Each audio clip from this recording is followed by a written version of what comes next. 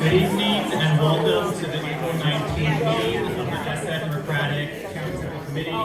My name is Moises Garcia. I'm the Executive Director of the SF Democratic Party, and I'm calling this meeting to order. At this time, I will call the roll. Akbar. Present. Alioto Pierre. Here. Avalos. Present. Barnes. Present. Calamucci. Here. Shan. Present. Chandler. Present. Chen. Here. Coles. Here. Dorsey. Present. Galata. Present. Gupta. Present. Hyken. Present. Ho. Present. Kim. Here. Lai. Present. Muhammad. Mar. Oh, Mahmoud, sorry. Apologies. Marlene Lay Nguyen. Here. Dillauer. Present. Sangerardi. Present. Stephanie. Present. Tu. Here. Tung. Here. Pelosi. Here by proxy. Mullins. Mullins is absent. Quinolakis is excused. Ma. Here by proxy. Cohen. Here by proxy. Wiener. Here by proxy. Haney. Team. We have 28 members present, 1 absent, and 1 excused.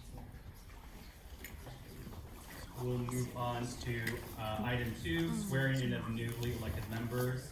Senator Wiener will now administer the oath of office. Would the new members please rise?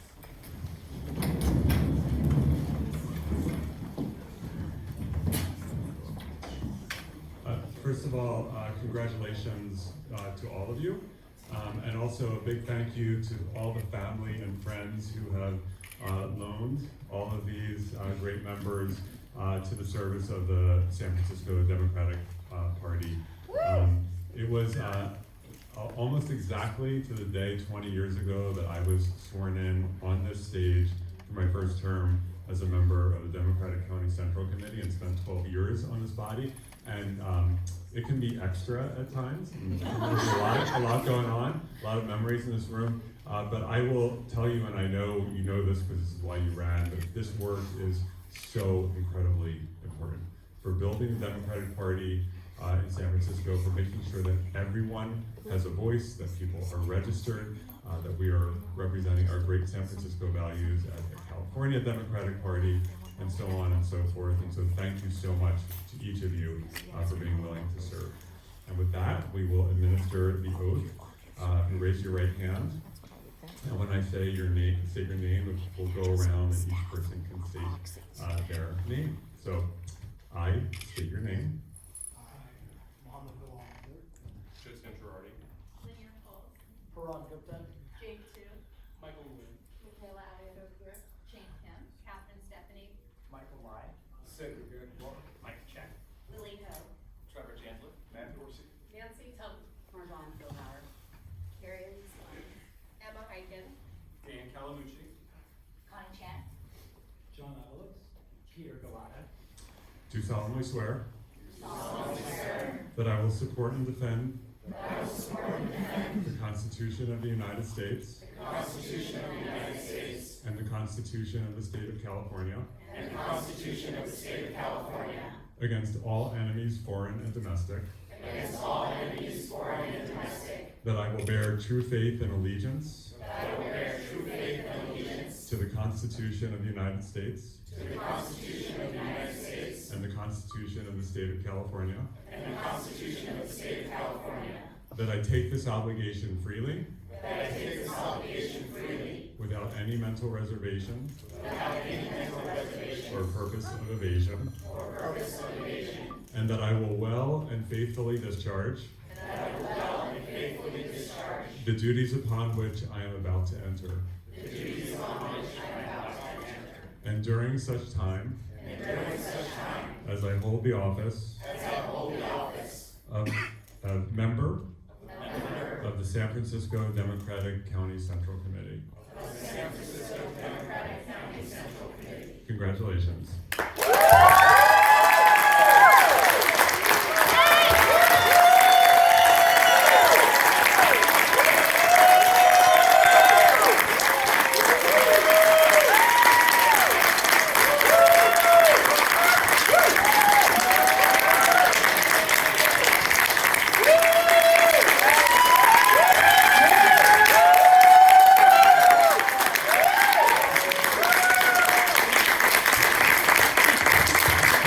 Any members can step forward for the group photo before you sit down.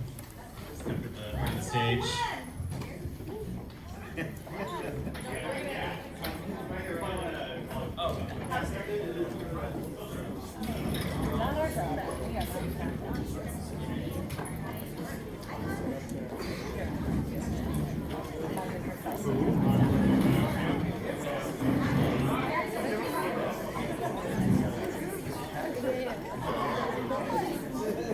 I'm gonna take the photo first, and then whoever wants to take it, I'm gonna step out of the way. Yeah?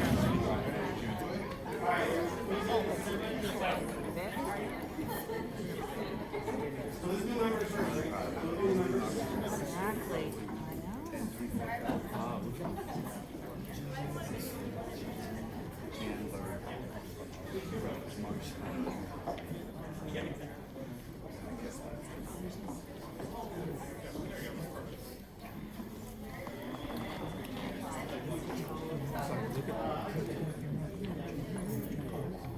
Actually, I'm gonna have you guys just a little bit closer. I'll make sure I'll have you cross now. And then, Matt, can you get you over here on the side? Just about. And then you guys are the former, like, continuing. Oh, okay. All right, three guys, 1, 2, 3, big smiles. Yeah. All right, eyes open on 3, 1, 2, 3, open, open, open. Face your eyes open, open, open, open. You guys open, 1, 2, 3. All right, so we go, 1, 2, 3. Yes. All right, I'm gonna stay there. We're gonna keep Calamucci. Who's your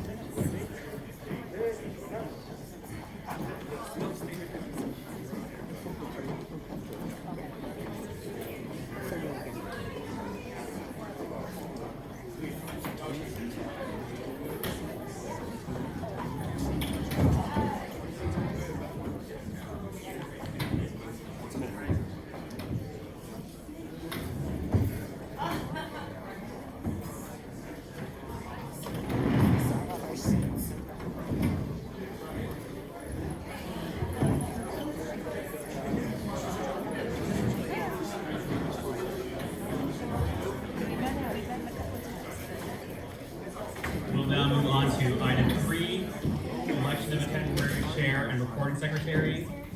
I'll open the floor for nominations.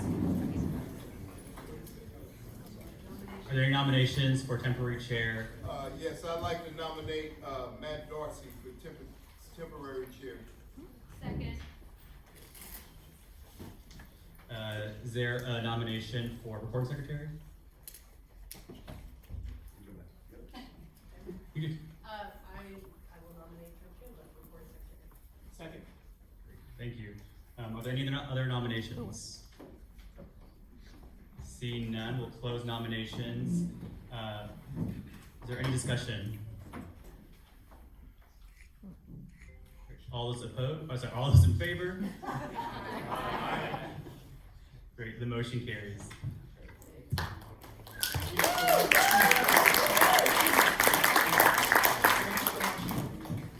Thank you so much, colleagues. There we go. Yeah.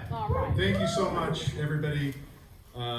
This has been an eventful week in which I started as mayor and then was demoted to supervisor again, and I get to end the week as chair of the San Francisco Democratic Party. Even if it's for a short time, I appreciate the confidence that you have placed in me. I would like to, we actually do have a recording secretary. I think right now, at this time, we can move on to item number 4, approval of the agenda. You should have gotten both the 10-day and the 72-hour notice in your email. They have been duly posted. Are there any comments from members on the agenda? Point of order. I wanted to first thank folks, but also, the agenda did come with a summary of the changes to the, bylaw, and also did come with a summary of the changes to the policy and procedures. I think that's a key violation. Okay. I don't, so my understanding of the bylaws is that the state, the California Elections Code, provides that that we don't have bylaws until they're taken in, until we have a new committee sworn in, as we are now. So if we don't do this, we're acting without bylaws.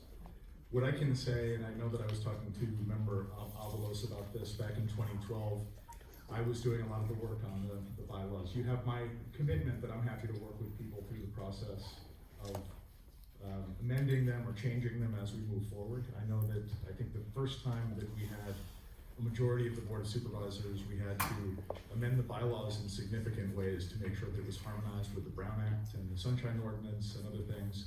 I think it took 6 months of back and forth on that. So I'm committed to working with everybody on it. But I would ask that we, I do not believe that it is a violation of noticing requirements. I think it was properly noticed.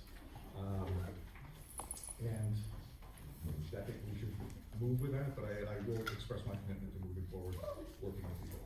I move we adopt the agenda. I motion that we appeal the, chair's ruling on the, point of order. I thought it was a point of information. That's a point of order. Okay. Okay. So we have a, on the order of appeal? Yes, 1 second. Okay. There is, prior to the motion, there was a motion to put, pass the agenda. So we will address the motions in ascending order that they were made. So first, is there a second to the motion to pass the agenda? Seconded. So we will first pass the motion to, we will first vote on the motion to pass the agenda. If the agenda is voted down, we will then vote on the motion to appeal the chair's ruling. Okay. Can, I think, yeah, we can have discussion on the motion. Yeah, we can have discussion on the motion. Okay. This is for the agenda. Yes, Yes. for the agenda. Thank you. Thank you, Chair, Temporary Chair. Congratulations, colleagues. Looking forward to working with you. But I did want to just speak on this motion on the agenda tonight, just because of this issue with noticing that Member Webb just spoke about. I think the issue is that the bylaws that were sent out are fundamentally different than the bylaws that, as someone who served on the county committee and was a previous member from the last term, the bylaws that are being proposed are different than our previous bylaws. And because what's being proposed is different, there's noticing requirements in the existing bylaws. It's Article 12 of our existing bylaws around how our bylaws may be amended. And so I just want to kind of read that, if I may, the per our current or previous terms bylaws. Bylaws may be amended at any regularly scheduled meeting of the SFDCCC at which a quorum is present by a 2/3 vote, provided that due notice of such meeting is done, which was done. However, the second clause is that due notice shall contain a complete statement of the proposed amendments as well as the sections changed. And I think what was not noticed to us as members or to the public and to our community of Democrats in San Francisco is just what is being proposed to be changed in the bylaws. And I do think we should have discussion and also bring those changes to committee, which has been the practice of this body previously. I don't necessarily have fundamental issues with what is being proposed in them, but I do think we need good process and transparency for the public and for all of the members. We only received a kind of red line version of the proposed changes on Wednesday of this week, and that was not properly noticed to the public or really to any of us without that request being made. So I think that's the issue at hand with the bylaws that are being proposed tonight. And so I would like to see us continue the previous existing bylaws of the party, at least for tonight's meeting. And I think then these proposed bylaw amendments should be duly noticed, shared with members, and voted on at our next meeting.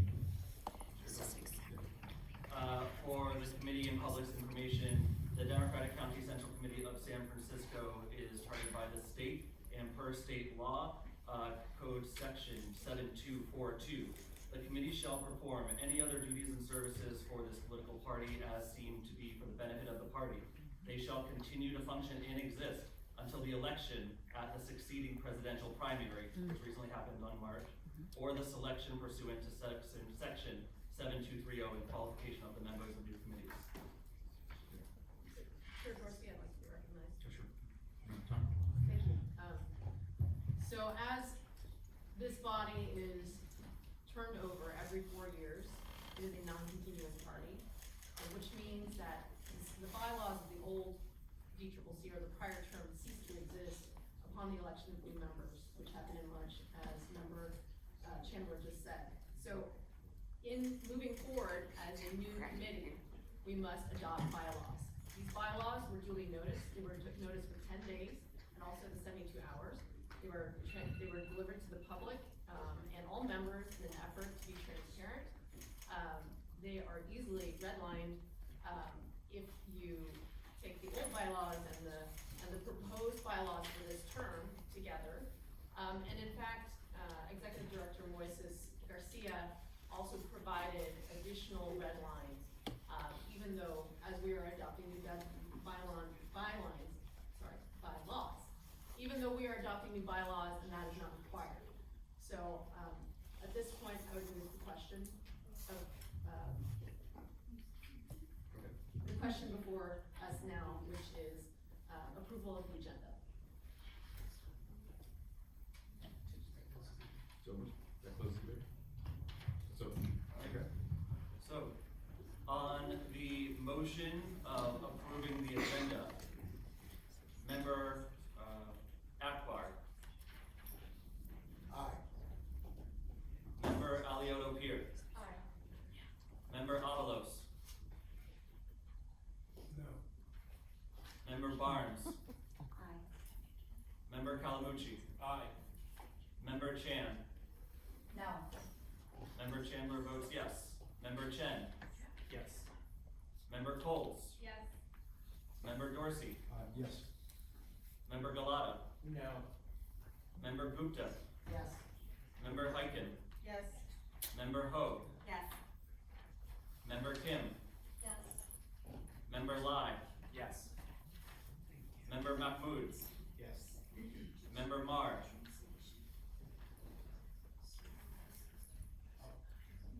not here, absent, sorry. Member Nguyen, Member Philhauer, Yes. Member Sangiardi, Yeah.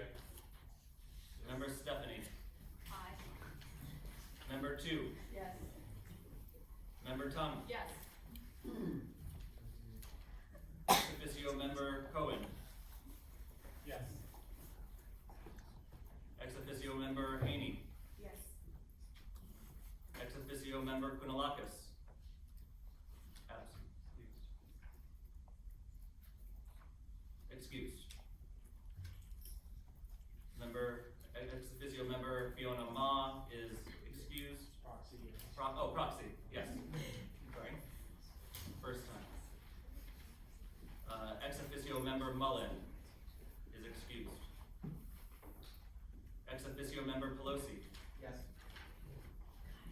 Ex officio Member Ting. No.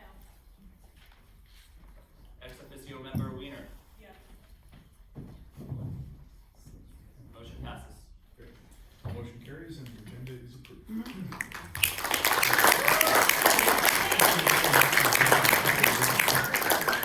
Item number 5, approval of minutes. Point of order here, there was a second motion to appeal the.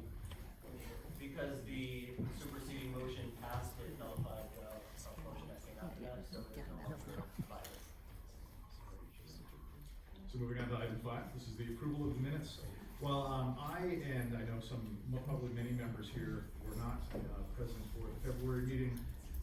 The person, I will give her a shout out to Madison Tam, who well prepares me for everything. She's asking me I not do that. From the audience. Did thoroughly review the minutes and also the video recording, so I am confident casting my vote. I don't know if any others want to abstain, but I want to just ask any comments from members on the approval of the February minutes. Seeing none, is there a motion to approve the agenda? I move to approve the agenda by acclamation, or the minutes by acclamation. Second. Second. Okay, can we do that by acclamation? Anyone opposed to moving to approve the minutes by acclamation? I'll abstain. One abstention. Fabulous. The minutes are approved.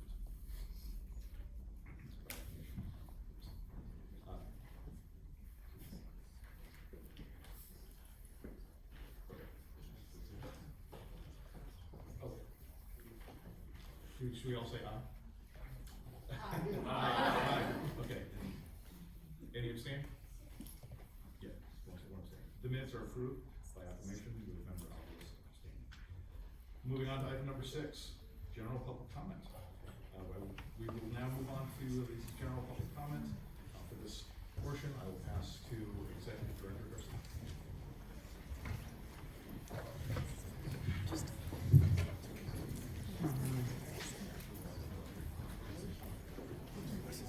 If you would like to make public comment, please line up behind the lectern. Note that this body takes all public comment during item 6.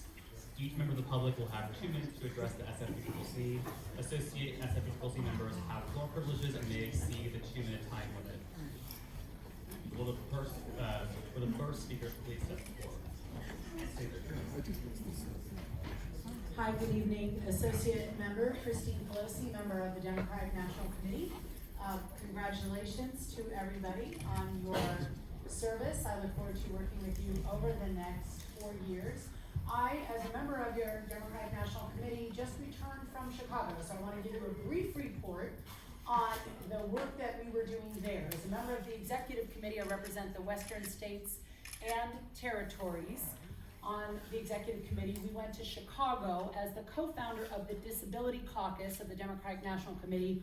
I was there to do a disability survey and communicate the needs of the Disability Caucus to, thank you, Penny Kelly, the former chair of the Disability Caucus, to the lawyer who is in charge of access. And we worked through, we were in the United Center, little painful to be in a basketball stadium the morning after the Warriors lost, I'll admit.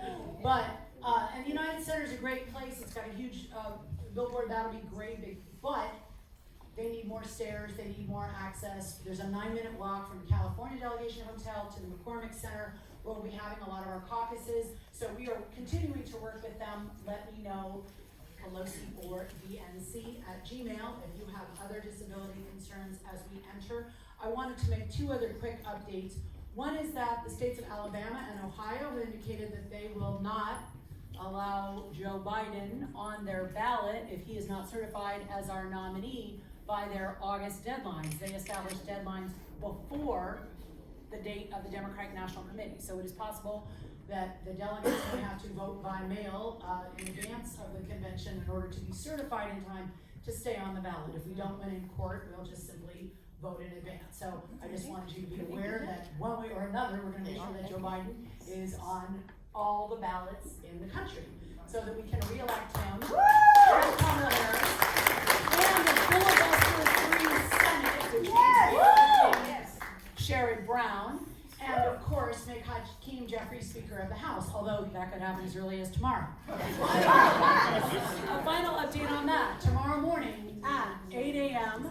our time, the Congress is supposed to begin debate on the aid to Ukraine, Israel, Gaza, and Taiwan. However, it may be that there be some shenanigans that could happen from the Putin caucus, so be aware of what is going on there, but that should ultimately pass. There's word that if it does pass, they'll move to vacate the chair. Republicans will immediately resign. Who knows? What we do know is that it's important to pass this aid. And it's also important to visualize what a two-state solution in Israel and Palestine is going to look like. And that includes robust diplomatic work and aid to Gaza. So I wanted to point that out, that will be up for tomorrow. And none of the Republicans want to vote for that, but they're going to have to. So some of them will anyway, because it will be in the Israel aid, and so they'll have to do that. And finally, I'll be running for re-election in a month in San Diego for the DNC, and I hope to have and earn your support. So again, thank you all, and good luck.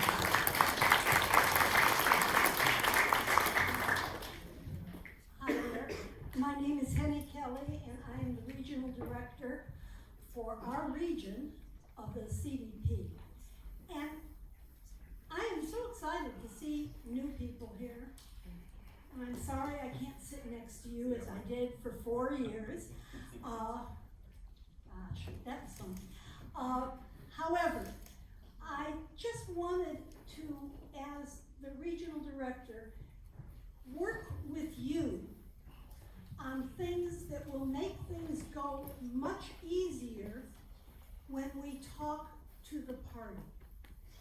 And one of the things is talking about what came up earlier, the bylaws. I want to tell you something that you might not know. One of the bylaws, and I have about 15 that I could tell you about, won't sit real well with the party, but I will tell you just one, and it is extremely important to me.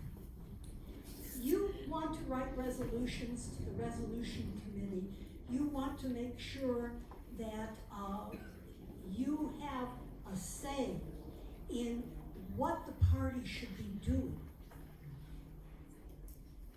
And you have changed your bylaws to have resolutions with five whereases and 2 resolves, be resolved.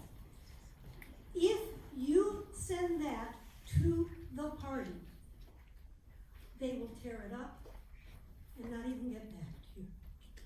Because we changed our bylaws when I was on this to have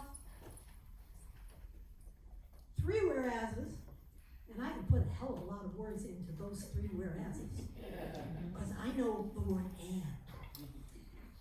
and to be it resolved.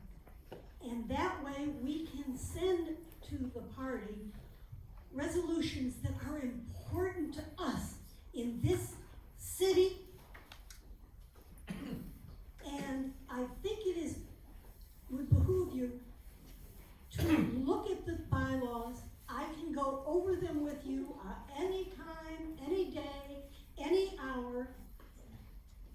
I will go over and make sure that these bylaws will abide, and that you should rely on me. I might not agree with everybody here. Sometimes I don't agree with me either. But when I am working as your regional director, I do not take sides. I only take the side of the Democratic Party and what we need to do.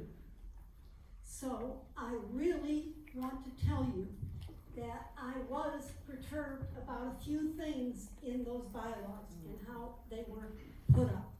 And I was upset that it couldn't go back to a committee and come up at the next meeting of this body. And I hope you will do that, because I want them to be pure, I want them to be understood, I want them to be fair to everybody. And I want to thank you for letting me speak. By the way, I get to speak for as long as I want, but I don't want to speak too long. Right. I hope you can see me. I am standing. My name is Susan Pfeiffer. I think I'm an ex officio member, I've been told, I was last time. Which gives me, the right to speak a little longer, but I hope I won't. The first thing I wanna say is you will notice there are microphones scattered along the table. There is a reason they're here. This room sucks sound. Yeah. Out in the audience, we can't hear well. So please, when you're speaking past the microphone, I think I was the person that caused them to be here a couple of terms ago. I wear hearing aids now as I'm getting older, and it would be helpful, because you can hear each other well, but we can't. Secondly, I am a co-chair of the organizing committee of the state party. I'm a delegate to the state party.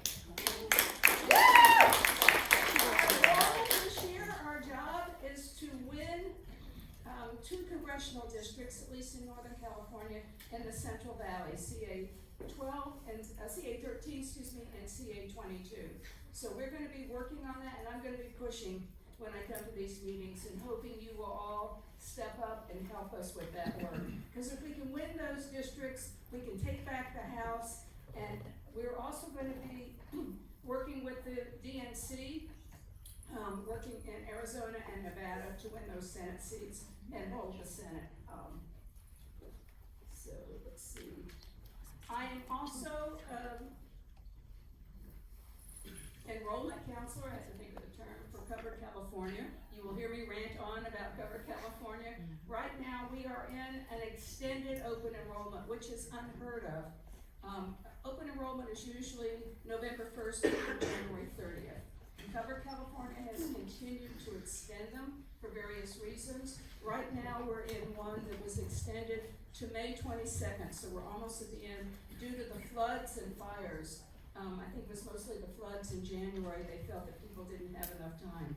So I can help anyone enroll in Cover California, and I'm going to ask your help to get the supervisors to inform their constituents about open enrollment and the changes. I think they are not as well informed. I think they don't understand what it is.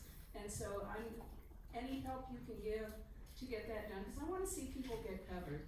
And lastly, many of you should have gotten your ballot for the Democratic National Convention to vote for delegates today. I am on the ballot, so please vote for me, and I'm going to ask for your vote for my sister delegate, Sasha Bittner, who is chair of the California Disability Committee. Yes. Is she here? Sasha, yay. So we're running together. So hopefully we will see you in Chicago. Thank you.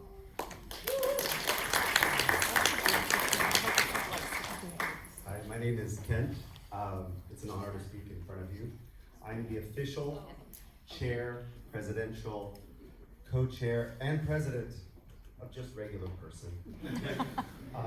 But I'm a regular person with rights. And I have the right to go to work and earn an honest wage and use that honest wage to buy or rent a home at a fair price, whether subsidized or not. And I have the right to walk down the street and feel and be safe. And I'm so excited today, tonight, because I believe that Marjan Philhauer and Matt Dorsey and Trevor Chandler and Mike Chen and Joe Sangregardi and Bilal Mahmood are here to fight for my rights.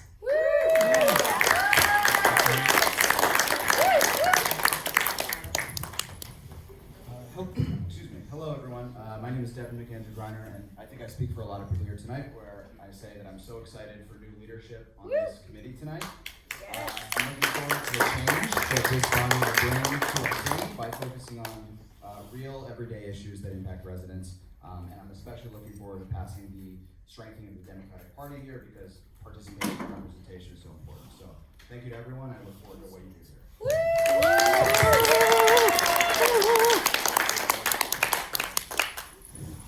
Hi, good afternoon. My name is Jessica Fuller. I think some of you guys know me. I'm pretty happy to see you guys now on this, and I registered as a Democrat 15 months ago. So I can vote for you guys to be in office as well as all other Democrats and everything. I just wanted to say, when you guys speak into microphones, can you guys say your names, Paul, so I can know who's actually speaking? Because I don't recognize everyone's voices, and I don't know how many other people recognize who's actually speaking. If you guys could say your name, Paul. That's it. Thank you. Good evening, Chair Dorsey, member of the DCCC, Alex Walker, a former longtime proxy for Assemblyman Phil Ting. So just wanted to take an opportunity to congratulate everyone. I've seen some of you all personally, individually before, but just want to use the opportunity to collectively congratulate everybody. And I want to take this opportunity to thank Moises, your ED. I know how much work he's done, and I had a chance to work with him when I was sitting here. And I just want to also thank all the proxies for serving to represent your ex-officios. It's volunteering your time. And as someone who spent a lot of evenings down with no cell service, no Wi-Fi, just want to thank you all for volunteering your time. And I'll just leave with one thing: is to bring snacks, stay hydrated. I see our former chair Mary Jung's in the audience. She was very good about bringing snacks. Bring snacks, pass them around. Snacks do not know any ideological or any of that. Snacks, everyone loves snacks. So anyway, congratulations to all of you, and looking forward to working with you. Just as a private citizen and former person who's stood up here for a long time. And again, thank you all for your service. Thank you.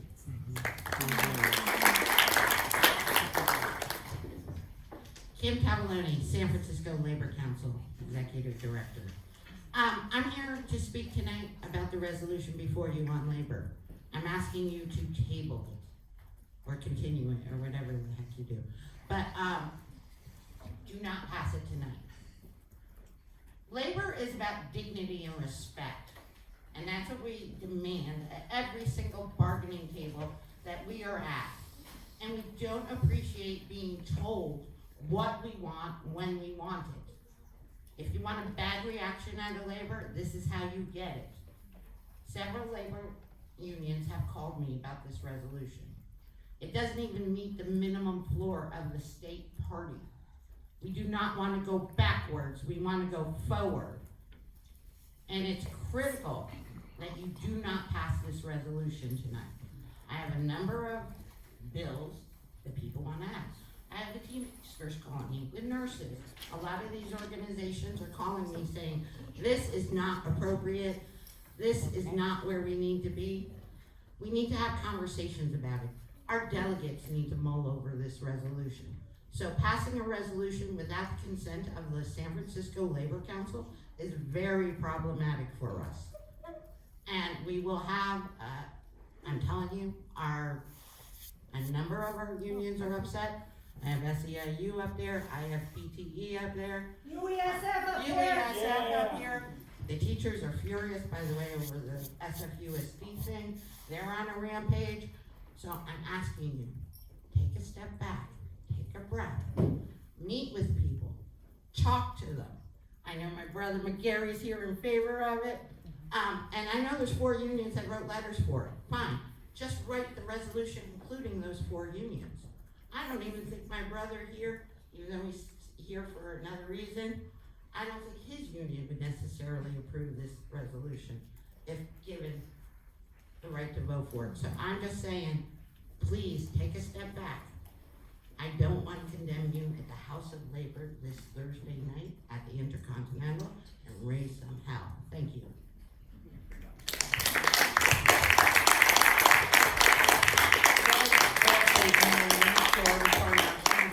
Louder for the new transphobic ghouls on the DCCC. She, they, and I am a lifelong Democrat who grew up working class. I want to remind the so-called Democrats for Change that now that you are elected officials, you have to follow federal free speech rules. So as long as it's germane to party business, I can tell you to go fuck yourselves. I am not happy that the horse's ass wing of the party won. I did not flee the Jersey Shore to have the Jersey Shore come here. Yes, I support labor, but cop unions need to be busted, and fuck the resolution for the reasons Kim Leon said. I support child safety like fake teacher, Nazi Trevor Chandler, but not when it's defunding life-affirming services and refunding police who brutalize our communities. I support excellent schools like Parag Gupta, but only if they can be excellent towards everyone, including the so-called riffraff. And I'm pro-housing, like Karen Barnes, but not more luxury condos in Sandy. I support social housing and real rent control, and I oppose Nancy Trump Tons for chair of the DCCC. She took money from noted transphobic landlord Josephine Zhao, and she led the verbal lynching of Alice Collins, but wouldn't hold Ann Chu accountable for racism. She recognizes real pain to push her agenda, and she can fuck the fuck off. I yield my time. Fuck you. Go to hell.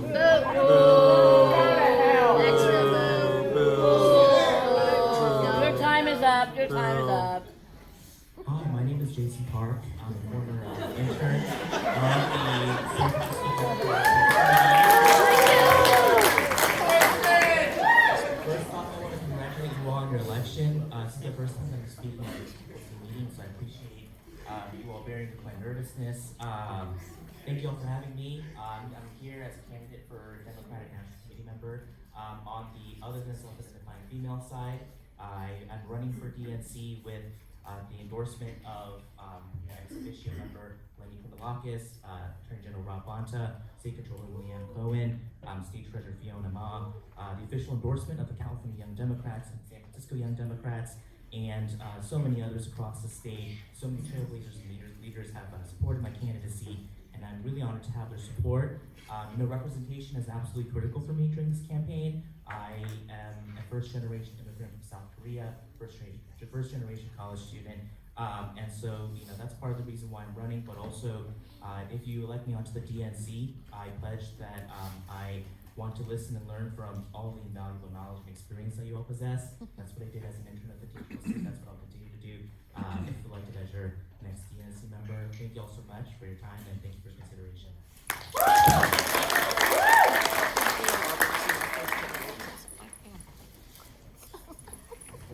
Good evening, my name is Rosario Cervantes. I'm also the president of the District 11 Democratic Club, but I'm representing myself tonight. I'm just disappointed with your stating that the advance notice, it didn't happen, I believe, but you voted on it, the chair. And not all voices are heard, only your voices in this room.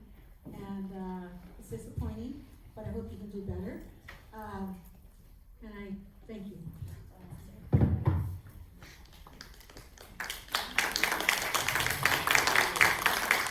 Good evening. My name is Reese, for those who don't know me.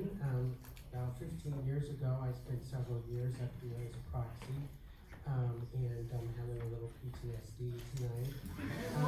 But I will say, first of all, on the proxy level, please be cognizant that the proxies don't have self-service or ability. Yes! Thank you! Speak into that mic! Say that again!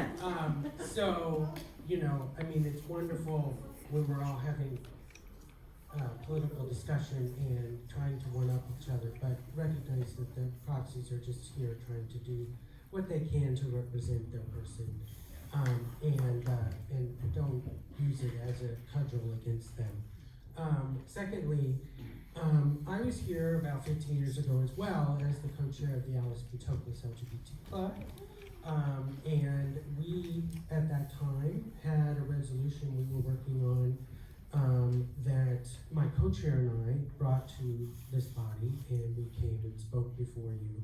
And I bring this up to remind you that the co-chairs and presidents of the clubs in the city are ex officios, and they are available and more than happy to come and be a part of conversations and discussions if you reach out to them.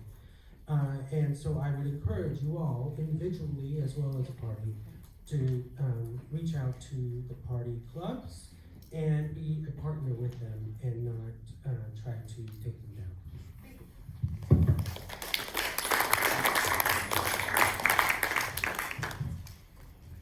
Hello.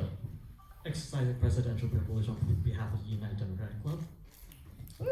My name is Kaisel Lee. I'm the president of the United Democratic Club, and I want to first congratulate each and every one of you on your election to this body, to the DCCC.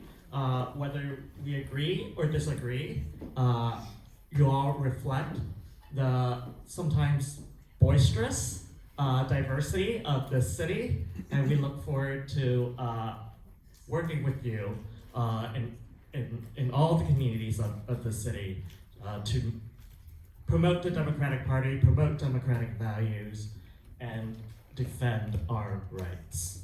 And by our rights, I mean all of San Francisco's and San Franciscans' rights. In a democracy, and we live in a democracy, there is no greater validation than the vote and support of the people. And what we saw on March 5th, what we heard from March 5th, was a resounding Democratic mandate. A resounding Democratic mandate from the people for change. Woo! And I'm confident that this body can deliver on the change that the people demand, on public education, on public safety, on housing, and on all of the values that you all fought for, but the people have demanded a new direction, and we are confident that you can deliver and on the people's message and the people's mandate. And I will pledge you on behalf of the United Democratic Club that we will work together with this body to help deliver on the message of the people of San Francisco. Thank you very much.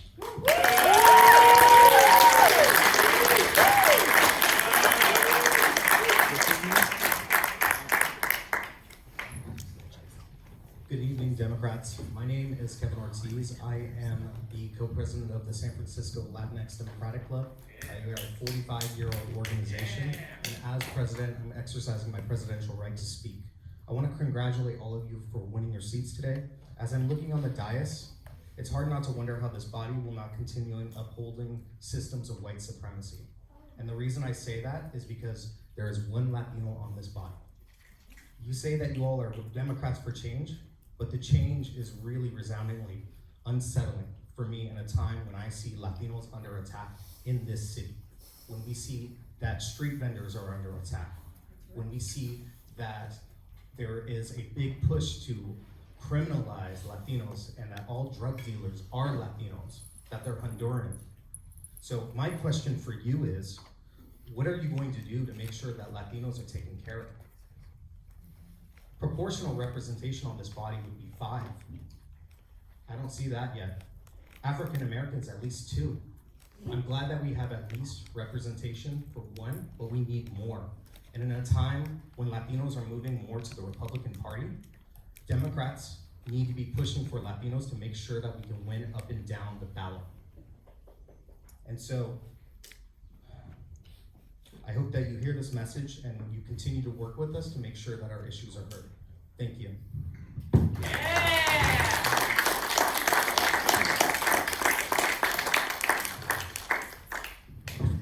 That's a hard act to follow. My name is Rebecca White. I am your average aging baby boomer, probably one of the oldest people here. And in looking at the agenda, so thanks Christine for sharing that with me, I just want to share a couple comments, mostly regarding items 13, 14, and 15. But first of all, I want to say congratulations to all of you. I do believe the March election was a mandate that San Francisco has reached a tipping point. The citizens are fed up. We want to change, and that's why we voted for most of you. And some of you wanted to despite that, but no offense. I love this city. So first of all, I speak as probably one of the few people, and I don't always admit this, but I was roughly 40 years ago homeless. In Alaska, my friend I moved there with left. I used to sneak back into our old apartment. I lived in my car, I slept on couches, and it ran out. It wasn't really a fun time. So I do believe in housing, and I was able to get into housing and eventually move back to Oregon with my family. But I don't like the fact that people can come here with their hand out and say, give me a bigger tarp, give me more rope, give me this, give me that. It's an unsustainable economic model to have there's no such thing as a free lunch. So hope we can do something about that. I also grew up where I could ride my bike or I could walk or ride my bike to any of my schools. So I think strong neighborhood schools are important. I hope you'll do something about that. And my phone just died on me. So we really need good neighborhood schools. So hope that you guys can do something about that. I do believe in housing, but there needs to be strings attached, a ton of tough love. And the last thing is public safety. Everyone agrees that's important. So thank you for listening.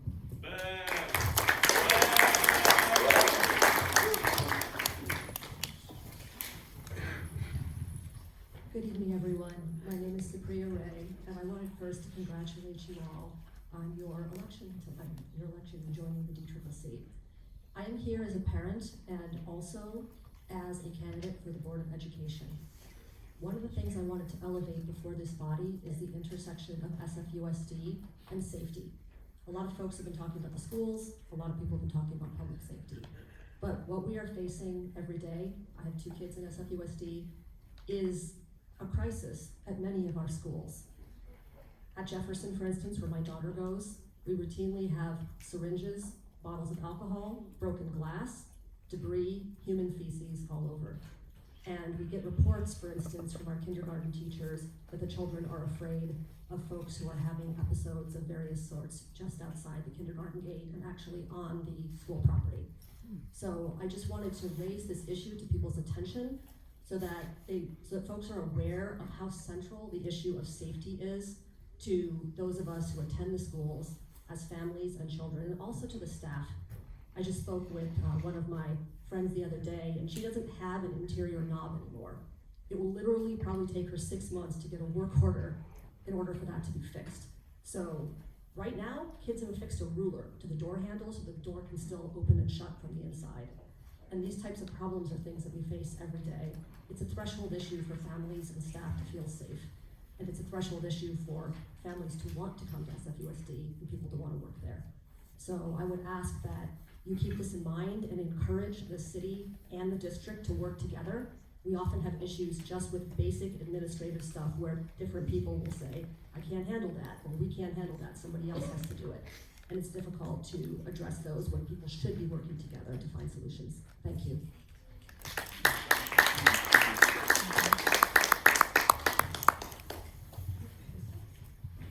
Good evening, members. My name is Stephen Buss with Grow SF. I just want to congratulate all of you on a hard-fought battle to bring common sense back to the Democratic Party. I'm so thrilled to have so many wonderful, thoughtful, caring people back in control of the Democratic Party. And I hope you remember, you were elected with a mandate from voters to bring common sense San Francisco values back to the city. That means more housing at every income level, public safety for everyone, and working towards the best public schools in the nation. So as you face the next 4 years, remember the voters are with you and you can really make a difference. So thank you and good luck.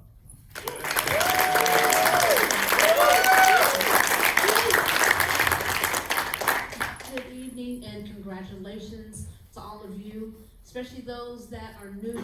All fortunate of you that are new on the DCCC slate. I've learned so much on this campaign.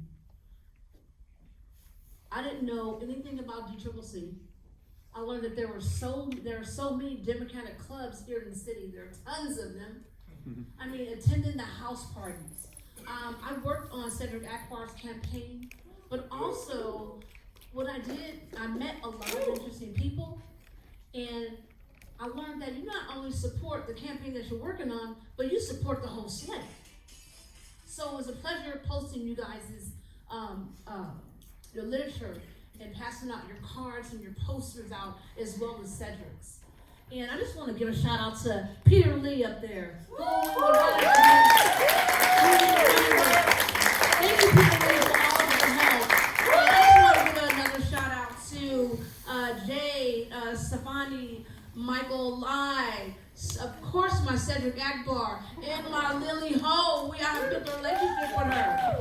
And Dorsey, Tom, Carrie Barnes. She had her blowtorch What I mean, she had her, what is that, her speaker, her bullhorn, with an Emma. So thank you guys, I appreciate you so much. You guys have say-so now, so go ahead and do the work, thank you.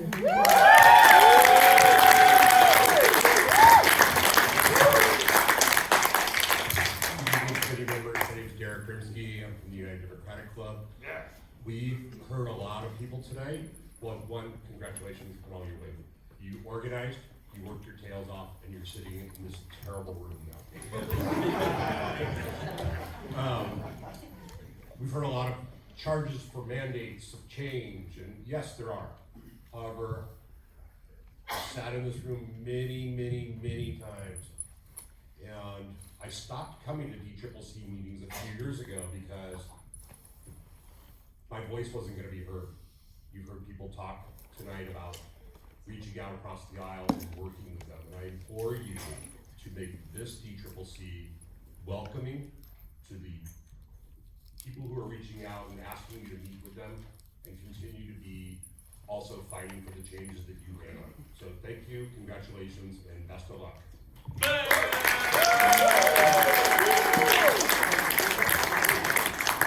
Hello, everybody. Frances Shea.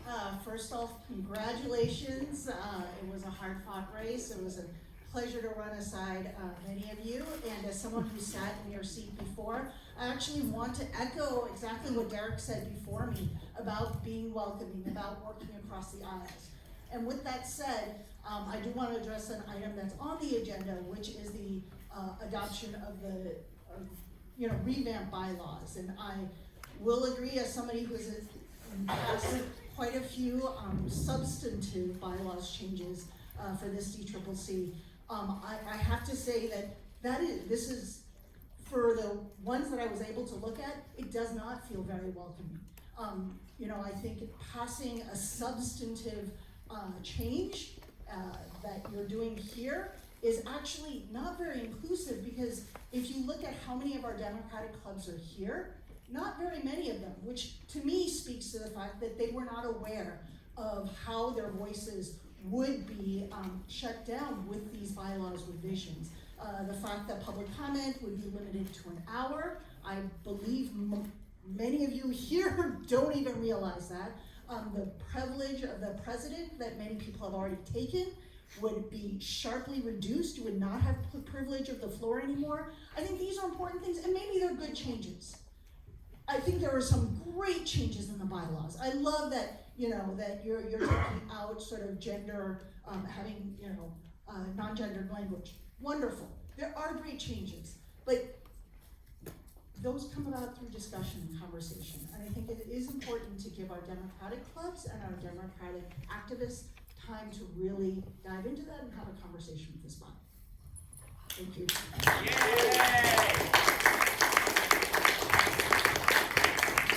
Hi everyone.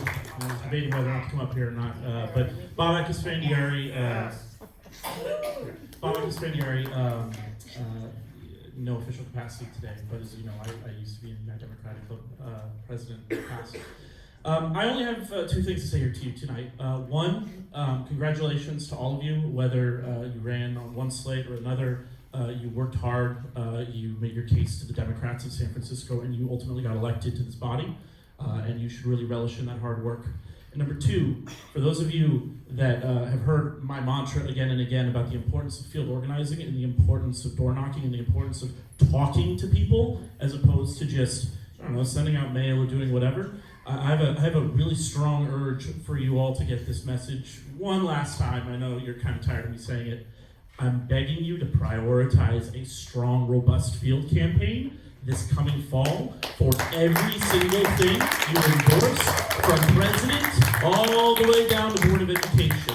Because I'm tired of the Democrats in this city taking shortcuts. I'm tired of the Democrats in this city pretending that we can just throw out some tweets and call it a day. We know, and certain people here know who knocked on over 2,000-ish doors, that by knocking on people's doors, by having the hard conversations, and by actually explaining the nuts and bolts of how our democracy works, what's on the ballot, what's at stake, that is how we all rise together. So, as my friend Graham says many times, and as you all heard on election night, work works, put in the work. I'm very excited to support all of you in doing that work together. Cheers.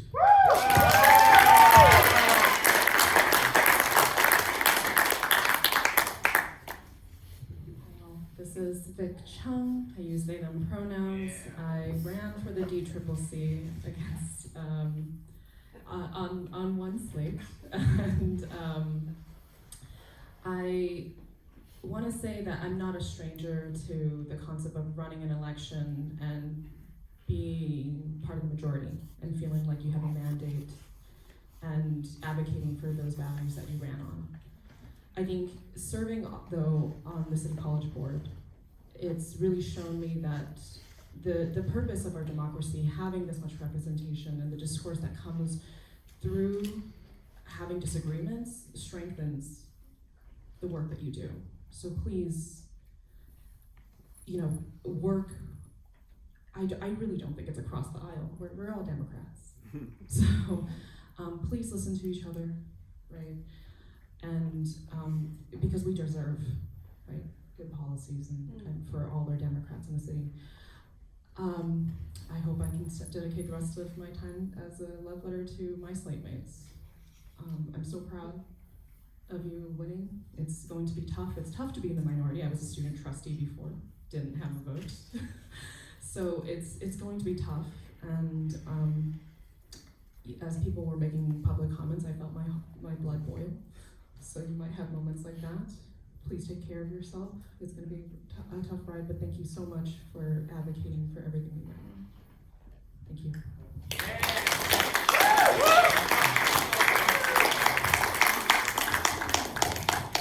If there are no more people for public comment, I'll conclude public comment. Just wanted to state for the record that we received letters of support for item 12 from the Northern California Carpenters, Carpenters Local 22, Carpenters Local 2236, Lathers Local 68L, Liuna Local 261, Pile Drivers Local 34, Millwrights Local 102, Operating Engineers Local 3.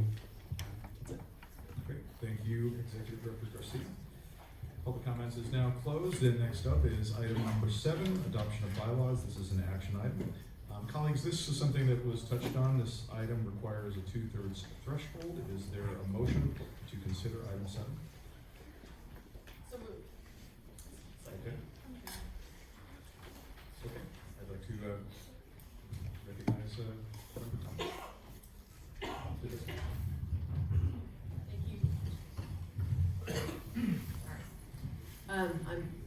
For those of you who don't know me, I'm Member Tung. I'm speaking on behalf of the bylaws that have been duly noticed in the 10-day notice and 72-hour notice by this newly constituted body.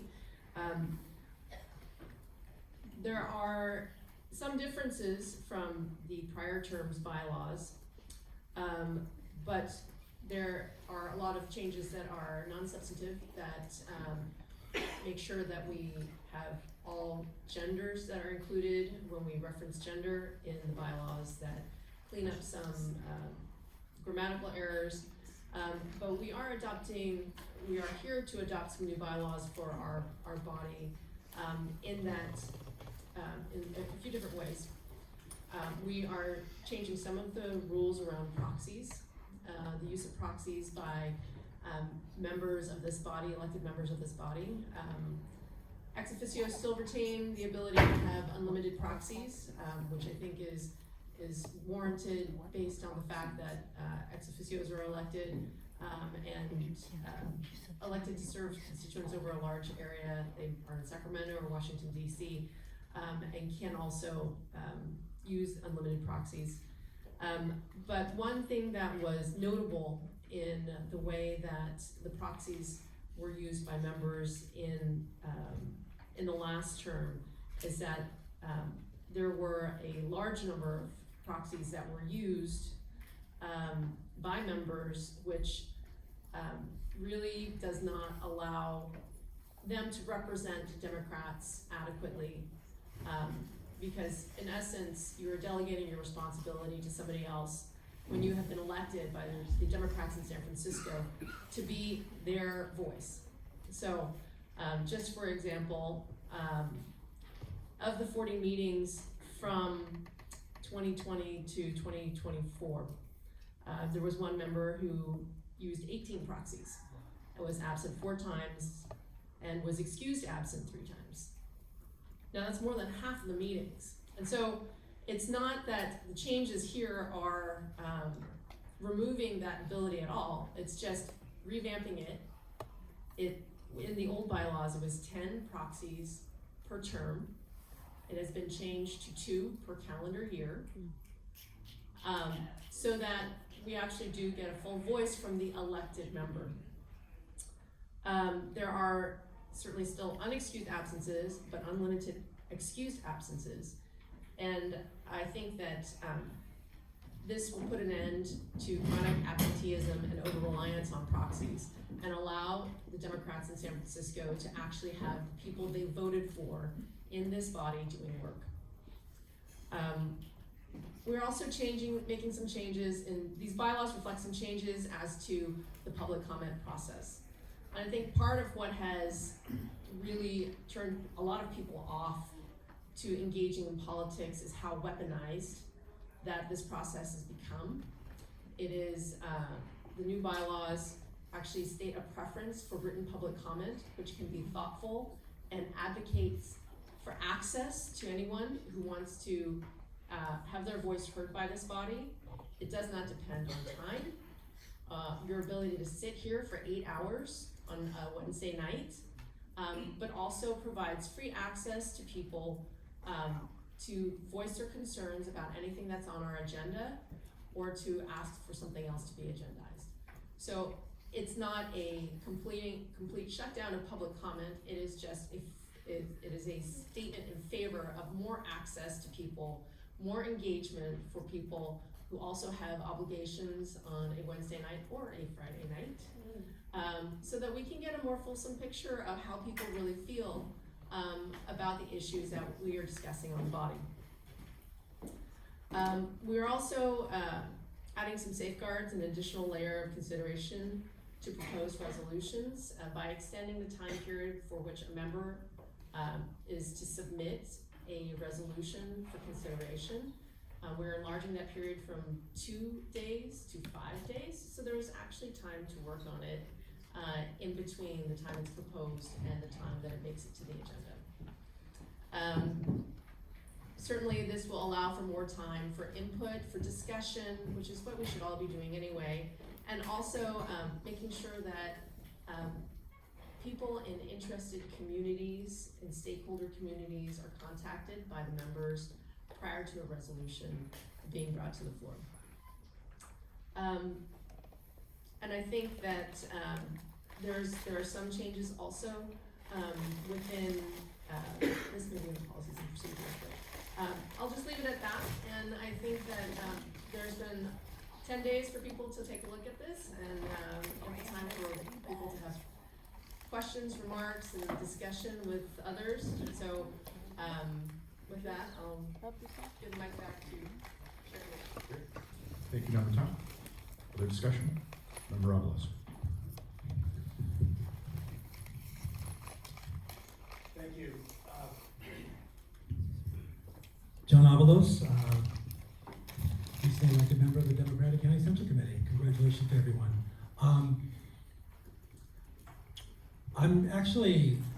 I spent about 3 hours on Tuesday night going through the bylaws. And I actually read them, I understood them, but I also didn't know how they were new. I didn't know what the changes were. In fact, until Member Peter Galata mentioned the bylaws right now, that was the first time I was really hearing them discussed in public and shared in a way that the general public could hear what the bylaws are. And then of course I appreciate Member Tung sharing more the gist of what the bylaws are, and it was desperately needed for us to be able to have something to vote on. I'm really interested, of course I'm in the minority now, and elections have consequences, and I want to be able to work with everyone here. I think our role is to strengthen the Democratic Party. We have big tasks ahead of us across the country to take back the House, keep the Senate, and keep Donald Trump out of the White House. We have enormous challenges ahead of us here in San Francisco to fix a city that has been off the rails for a very long time. I think that it's more than blaming one side or the other, or one side winning over the other. I believe that there are lots of tools and policies and approaches that we can put together with our differences to have a more comprehensive approach to how we address the city. I think that takes dialogue. I think it takes the tension of debate to actually make it happen. What I've experienced tonight about how these bylaws have been put together, about how the resolutions have been drafted, about how the agenda has been put together without proper notice and sharing of what is before us today, does not allow for there to be transparency, awareness, in a way that we can actually honor the public's giving us this great honor to serve on this body. And all of San Francisco is relying on us, whether we are, moderate, progressive, independent. We have a real responsibility to actually fix this city. And I've been at this now for many, many years, but I've never seen the kind of approach that to our politics that the other side losing means that we win. We need to be a better party than that. That approach is a MAGA approach. That is how Congress is completely, absolutely shut down. We have back and forth, we're gonna lose the Speaker of the House, Congress is not doing anything. We have to be better than that here in San Francisco because the rest of the country looks to San Francisco to find the representatives to represent the entire nation, the state of California. We need to get it right here. So I actually think that we honor ourselves, we honor all the people who supported us to actually take our foot off the gas and actually allow us to have some discussion about what is right for our bylaws. What is right, actually, what kind of public comment should we have? I actually accept the limits on proxies. I actually, most of my time on the committee last round, I missed very few meetings up until I had a death in my family. And life happens to all of us. But we understand that we have a role and responsibility, so I accept that. But I haven't had, and many of us haven't had enough time to really see what is on these bylaws and what the policy changes are. And I actually don't think that we do ourselves a service to actually come together to build a big tent for this party, to fix the city, to help protect our country by shoving down, one version of what the bylaws can be without there being a more ample discussion. And I don't think it does us much difficulty, much challenge to actually accept these bylaws as being introduced today. We're giving us a month to look at them, to go over them, to build consensus around them so that we all understand what they are and accept what they are. And I would say the resolutions as well should be in that matter, but that's not the item before us, because I'll get to that when we get to the resolutions. So I would actually like to counter motion that we continue these items. We accept them as something being introduced at this meeting, and we continue them to be amended to be heard at the May meeting. And I'd be happy to join you in between to actually go over this as a committee or to make sure that we can build consensus around this and we can start shaping the direction of the Democratic Party so that we can answer the call to help find solutions to the city and use the tension of debate and our differences to get the right balance of approaches to the many problems we have here in San Francisco. So my motion is that we continue this item the bylaws, and I'd actually like to motion, when we get to the policies and procedures, that we move those and motion those to actually be heard in the May meeting, because we would be doing ourselves a great disservice by not opening up ourselves to approaching one another with our concerns about how we want to run our meetings. Member Ellis, can you restate your motion completely? Yes, my motion is that we accept the bylaws here as an introduction and have them continued on to the May meeting of the Democratic County Central Committee, and have a committee of folks who want to participate in discussing them. We could do it in an open meeting, but it would be important for us to be able to learn about them more deeply so that we have a full picture of what they are before us. That's a long motion, but the first part of it was the gist of it. So there's a motion to continue that has been made and seconded, and Member Chan. I am calling the questions on the current motion and the originating motion. So the calling of the previous questions we will consider the motions in the order that they've been done. First, in order to approve a previous question, we need a 2/3 majority to approve the previous question. So the first vote before the committee is whether or not we are approving the method going forward, which there will be no debate, and we will vote on the motion that was just proffered, and then we will vote on the original motion of the bylaws. So first, on the original motion to yes. Sorry, motion that we're voting on now? Yes.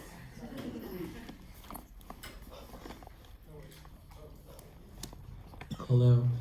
My name is Michael Wynn. Point of information, is the motion that we are voting on to continue the item 7, is that correct? Thank you for asking, Member Wynn. No, the current motion before the table is a motion on the previous question for both the motion Member Avalos just made and then the originating motion, which is the bylaws. If the committee votes by a 2/3 margin to do the previous question, it means we will not have debate and we will vote on Member Avalos' motion.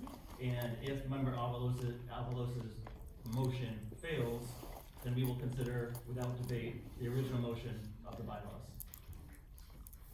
And that needs, in order. Okay, so for point of clarification, the next thing that we're gonna vote on is Whether, the next thing we're gonna vote on is called the previous question. And if 2/3 of the members of this body vote yes, then the next two votes will go without debate. We will vote on a 50% for Member Avalos's, and then we will vote for the bylaws.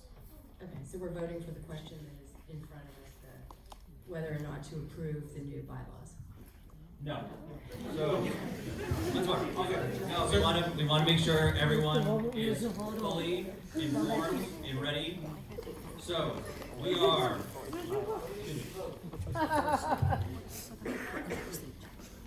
We are calling the previous question. So currently we are deciding whether or not to continue with no debate on voting on Member Avalos' motion. If it fails, we will then consider without debate the originating motion, which is the bylaws. Great.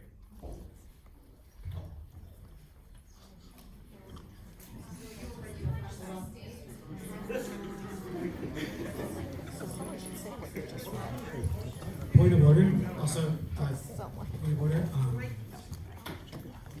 I actually made my comments were about not closing debate. So if it means that I can Okay, this is withdraw not my. a point of order. Yes, it is. Because I don't understand what you're saying, so I need to get some clarification. My comments were that we need to actually have more discussion before we actually come to votes.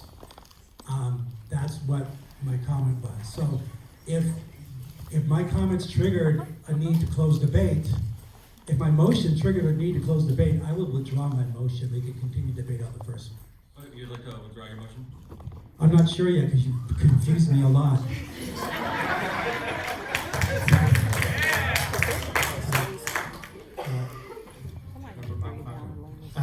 Bilal Mahmood. Trevor, I think just for clarity, can you explain? Sorry, my apologies. Member Chan had was in front of you. My apologies.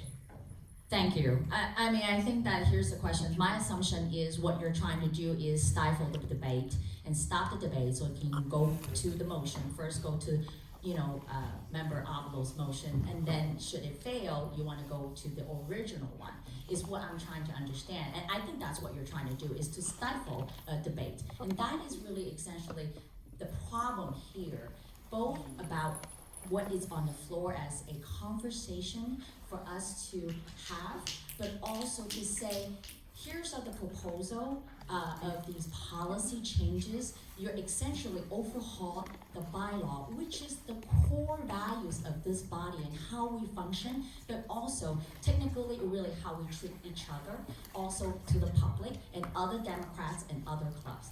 By making that change, significant changes, which I appreciate. Thank you so much for walking us through the summary. But if I were to vote on some amendments, especially an overhaul to the core value of this body that governs the way that we treat each other and how we behave, then I would really like is to line by line, let's go through it and have a conversation, which we shouldn't be doing as all of us together. Is the reason why you tend to have executive committees. You go through a committees, you go through a public process where everyone can actually provide us public comments about what they think, what our other Democrats that elected us think about these changes.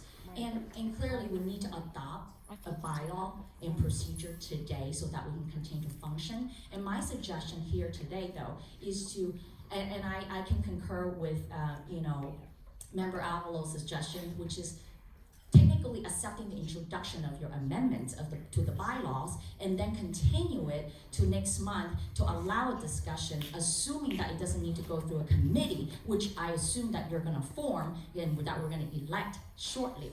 So here's the question too, and I think that another way to look at it is that we can adopt both bylaws and procedure as they currently exist, and then we take on the amendments to the bylaws next month, should it not go through a committee, that if we really want to discuss collectively as an entire body, which I would not advise us to do, because then it's gonna be hours of discussion, which it warrants, but I don't know if that is for the full body to do.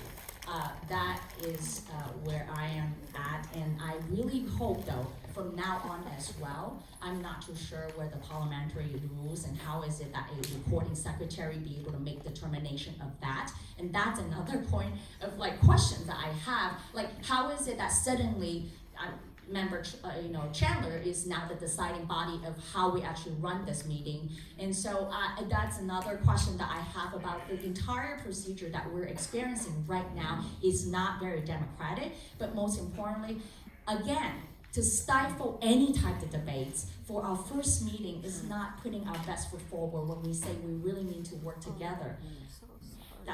Thank you. Thank you, Chair Dorsey, for allowing me to speak.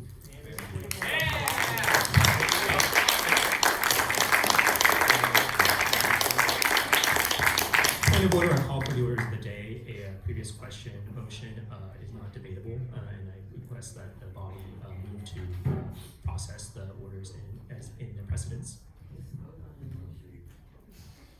So, for the clarification, a move for the previous question is not debatable, and so we will proceed with the vote. To clarify, does Member Babu want to? Yeah, I just wanted, I think, is this a point of information? Asking for clarification, there's a double negative in the introduction of both of these things. Can you explain what a yes versus a no means on each thing to vote on? Thank you. When we get there or right now? Whenever we're voting on. All right, to clarify, the originating motion was for the bylaws. There was then a motion made by Member Avalos that was seconded to delay implementation of these bylaws.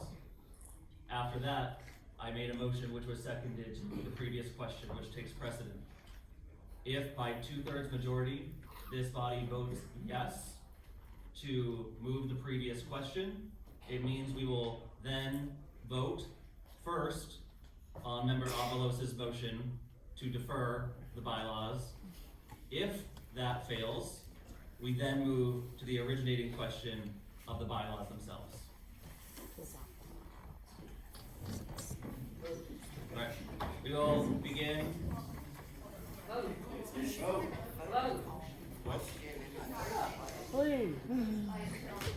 This is Member Kim. Are we voting on the call to question? No, we are voting on the moving of the previous question. I think what's confusing is you keep insisting on saying the previous question when I'm not sure what the previous question is. So are we just, is this just a vote on the call to question? Yes, you're voting to vote. Okay. On what? On first. Are you calling, are you calling to question voting on Member Avalos's motion to continue? No, we are voting on, as it says, I'll read it verbatim. Thank you. We are voting on the previous question. A motion for the previous question needs to be voted on. So we are voting on the motion of the previous question. We are currently not voting on Member Avalos's motion. So I understood that, but what is the previous question? That is Chair Avalos's motion, and it is the bylaws. Those are the two previous questions that we're going to eventually be voting on. I think several of us. Because I'm asking my seatmates what we're doing. Yeah, so I guess we should go back to what Member Mahmood had said, which is what does a yes vote mean and what does a no vote mean? A yes vote means we go back to Chair Avalos's question, his motion. Motion to continue. Correct. Okay. There will be no debate. If that motion fails, we then move to the original motion, which is the bylaws. Also without debate. Okay.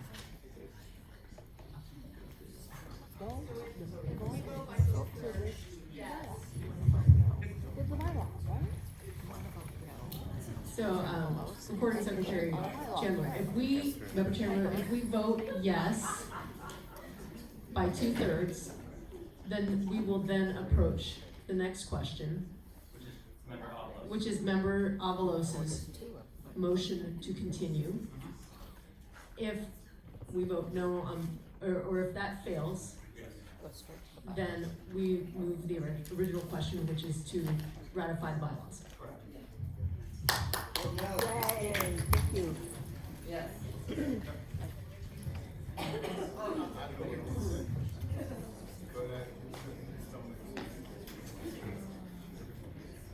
All right, we were going to call the vote. Member Akbar. So,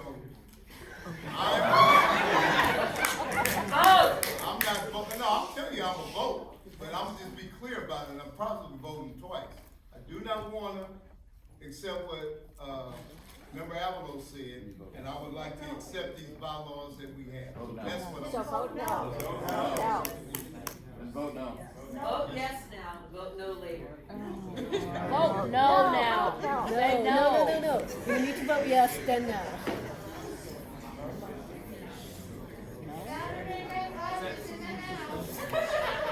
Member Akbar. Yes. Member Alioto Pier. Member Avalos. Yes. Member Barnes. Yes. Member Calamucci. Yes. Member Chan. Aye. Member Chandler votes yes. Member Chen. Yes. Member Coles. Yes. Member Dorsey. Yes. Member Galata. Yes. Member Gupta. Yes. Member Hyken. Yes. Member Ho. Yes. Member Kim. Yes. Member Lai. Yes. Member Mahmood. Yes. Member Mar. Yes. Member Wynn. Yes. Member Philhauer. Yes. Member Sangiardi. Yes. Member Stefani. Yes. Member 2. Yes. Member Tung. Yes. Member, ex officio member Cohen. Yes. Ex officio member Haney. Yes. Ex officio member Pelosi. Yes. Ex officio member Ting. Ex officio member Weiner. The motion goes unanimously. We will now, oh, Ma is here. Ex officio member Ma. Sorry about that. It passes unanimously. We will now proceed without debate on member Avalos's motion. To continue. And defer the bylaws. Member Akbar. No. There we go.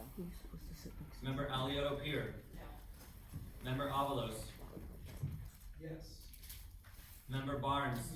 No. Member Calamucci. No. Member Chan. Aye. Member Chandler votes no. Member Chen. No. Member Coles. No. Member Dorsey. No. Member Galata. Yes. Member Gupta. No. Member Hyken. No. Member Ho. No. Member Kim. Yes. Member Lai. No. Member Mahmood. No. Member Mar. Yes. Member Nguyen. Yes. Member Philhauer. No. Member Sangiardi. No. Member Stefani. No. Member 2. No. Stephanie, sorry, I have my apologies. Member 2. Member Tung. No. Member ex officio member Cohen. No. Ex officio member Haney. No. Ex officio member Pelosi. No. Ex officio member Ting. Ex officio member Weiner. No. Ex officio member Ma. No. Motion fails. We'll now move on to the main motion of the bylaws adoption. Member Akbar. Yes. Member Aliotto Pier. Yes. Member Avalos. Abstain. Member Barnes. Yes. Member Calamucci. Yes. Member Chan. No. Member Chandler votes yes. Member Chen. Yes. Member Coles. Yes. Member Dorsey. Yes. Member Galata. No. Member Gupta. Yes. Member Hyken. Yes. Member Ho. Yes. Member Kim. Yes. Member Lai. Yes. Member Mahmood. Yes. Member Mar. No. Member Nguyen. I abstain. Member Philhauer. Yes. Member Sangiardi. Yes. Member Stephanie. Yes. Member 2. Yes. Member Tung. Yes. Ex officio member Cohen. Abstain. Ex officio member Haney. Ex officio member Pelosi. Yes. Ex officio member Ting. Ex officio member Weiner. Yes. Ex officio member Ma. Yes. The bylaws pass. All right. The item is adopted, and let's now move on to item 8, which is adoption of policies and procedures. This is also an action item. As with the prior one, I do want to reiterate that these are living documents, and I'm committed to working on those with people as we move forward. Was the I'll vote recognize- 3/4? I have gotten questions from other people. Sure, the vote was, I know it was about 2/3. I will check now whether it was about 3/4.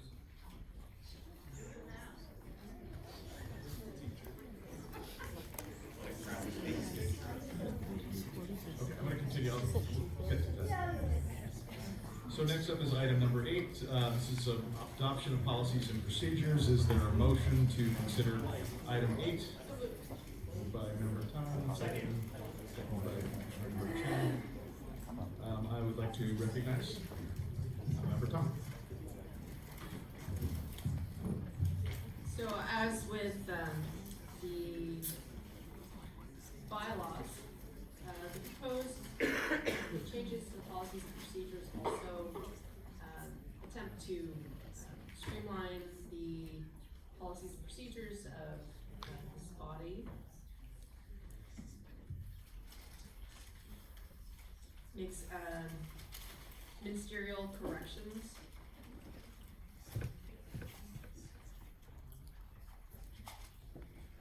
And makes some of the changes that I articulated before around the resolutions and issues committee, including a longer period of time for which the resolutions are submitted so that they may have more input and back and forth between the committee to support the member to present a resolution that is ready for the floor. There are changes to the candidate endorsement procedures such that members will get no more than 45 seconds per question to ask, which also encourages that a candidate's time is not taken up by a member asking the question. Instead, it encourages more conversation from the candidate as to the positions, and also time limits on the candidate interviews so that we may respect the candidate's times and make sure that the endorsement process goes smoothly and on time. Also a ministerial change to the RCV endorsement because the prior policies and procedures had not changed with respect to the old RCV having only 3 potential choices for a voter. Now, because of updated software, the Department of Elections allows up to 10 choices in RCV. And so those changes really just update the policies and procedures in order to make sure that we have, if we decide to endorse up to 10 candidates for any given office in the election cycle, that we have the policies and procedures that match that. Thank you. Thank you. Is there any other discussion on the policies and procedures? Carrie? Oh, Member Mark? No.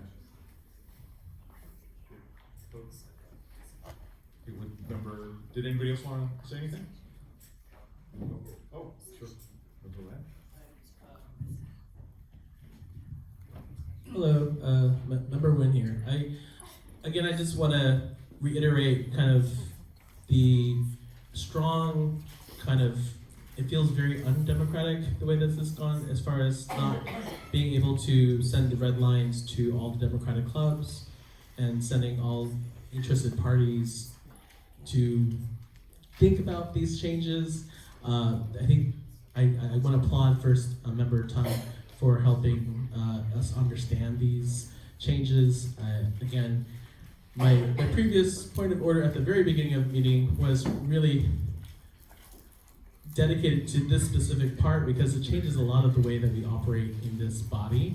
And as a newcomer, as a first-time candidate, it felt a little blindsiding, to be honest, to not really understand what was being changed, how it was being changed, why it was being changed, and I think just kind of getting that understanding now on the floor here, it feels a little just wrong is the word, I guess. So that's kind of where I'm sitting with this, and I want to thank Member Avalos as far as previous question, for helping elucidate what is happening in this body, and I do want to work on everything that everybody's talking about, and it just feels a little. Is this the way it's going to be? That's the question. So, thank you. Thank you. Seeing no one else, can I have a motion to adopt the policies and procedures? So moved. Second.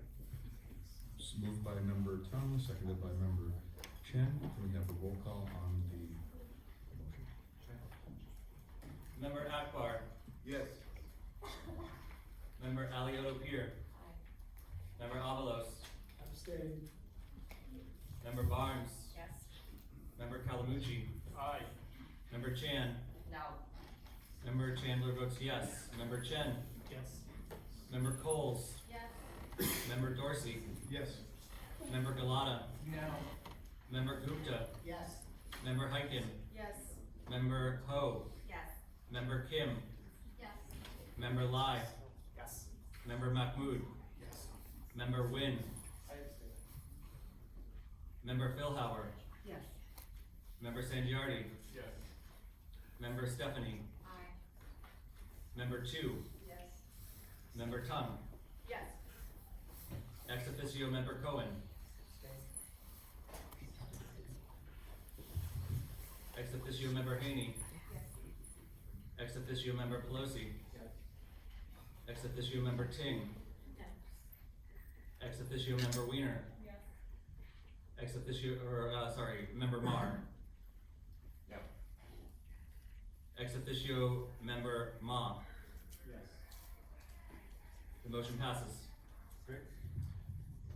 Thank you to the recording secretary. This item is adopted, and now we'll move on to item number 9. This is adoption of the California Democratic Party Code of Conduct. This is an action item. Is there a motion to consider item 9? So moved. Second. Moved by member Chen and seconded by member Hyken. Is there a second? And member Hyken.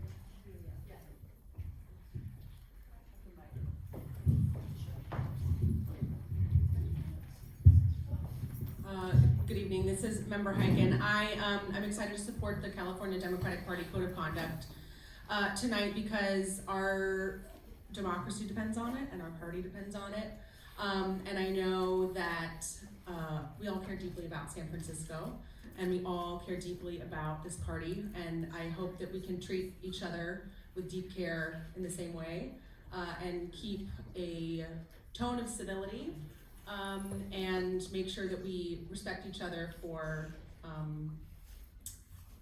all the efforts that we put in to make the city and this party great and strong.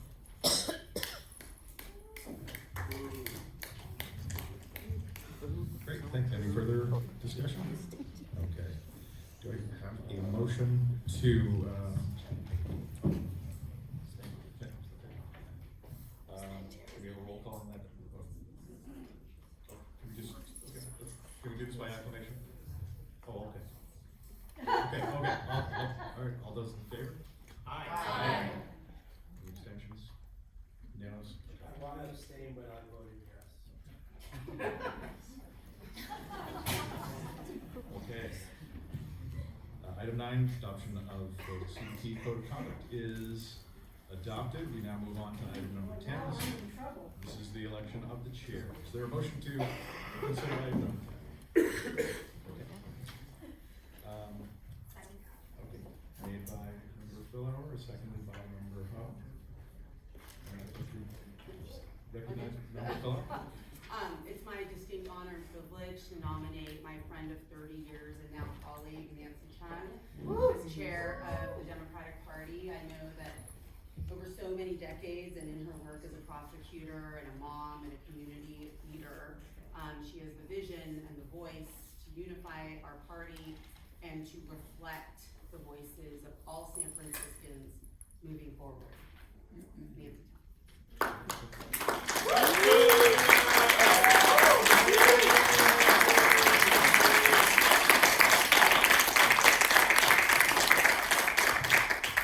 Okay, are there any other nominations? Okay. Any other discussion? Okay. We move to a roll call. I do consent. Okay, member Tung consents to the nomination. There are no other nominations. I believe nominations are closed and we can have the roll call on. Member Akbar. Yes. Member Alioto Pier. Aye. Member Avalos.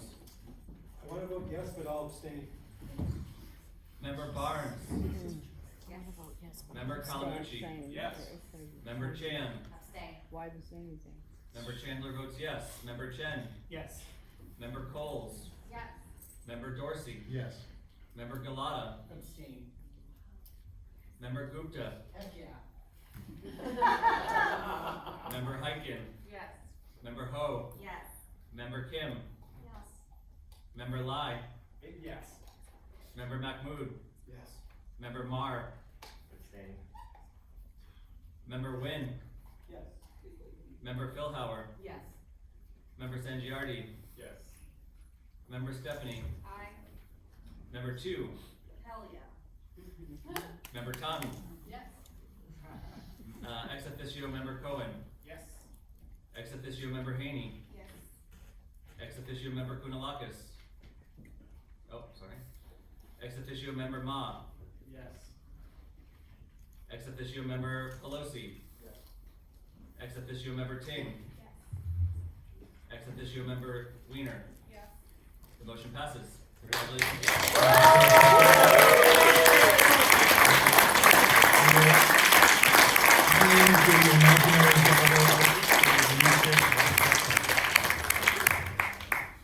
Member Dorsey, I know you voted yes just because you didn't want to be temporary chair anymore. Thank you everyone for this distinct honor. Let's continue on with the business of the party. The next item for consideration is the election of executive committee officers. So, as the bylaws indicate, there are 7 executive committee members. First vice chair, second vice chair, third vice chair, fourth vice chair, internal operations director, external operations director, and finance director. As to the questions, as to the office of first vice chair, are there any nominations? I nominate Dan Calmucci. We recognize member Sangiardi in the nomination. Do you consent to the nomination, member Calmucci? I do consent. Are there any further nominations? Seeing none, the nominations are closed. May I have a second to nominate member Calmucci as the new vice chair, first vice chair? Second. Is there any discussion? All those in favor? Aye. Any opposed? Congratulations, member.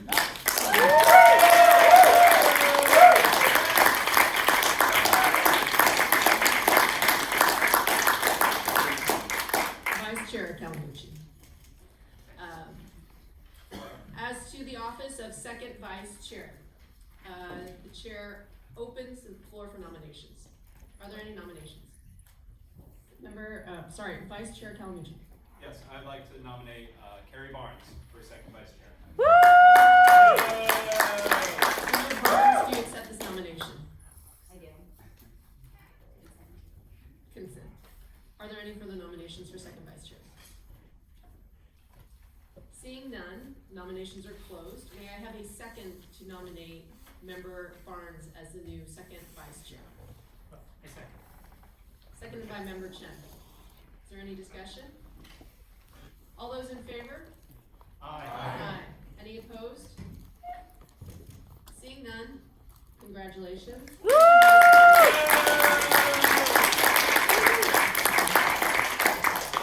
to the office of third vice chair, the floor is open for nominations. Are there any nominations for third vice chair? I'd like to nominate member Cedric Akbar. The chair recognizes member Gupta and the nomination for member Akbar to third vice chair. Member Akbar, do you consent to this nomination? Yes. All right. Are there any further nominations? Seeing none, is there a second to the nomination? Second. Member Dorsey. Second. Nominations are closed. Are there any discussions? And all those in favor? Aye. Any opposed? Seeing none, congratulations, Vice Chair.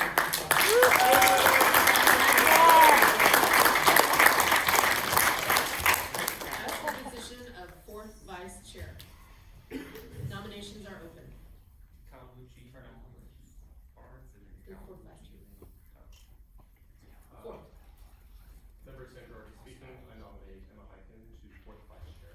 Nice. Member Hyken, do you accept this nomination? Do you consent? I consent. Consent is important, people. Are there any further nominations? Seeing none, I declare the nominations closed. May I have a second to nominate Member Hyken as the new fourth vice chair? I will second that nomination. Member Calamucci. Thank you, Vice Chair Calamucci. Any discussion? All those in favor? Aye. Any opposed? Congratulations.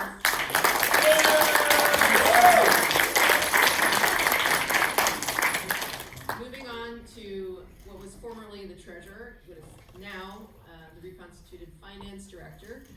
Are there any nominations for finance director? I nominate member Michael to financial. Member Lon, do you accept this, do you consent to this nomination? I consent. Are there any other nominations for finance director? Seeing none, nominations are closed. May I have a second to nominate Member Lai as the new finance director? I second the motion to elect Michael Lai to the executive committee as finance director. Thank you, Member Barnes. Any discussion? All those in favor? Aye. Any opposed? Congratulations, finance director.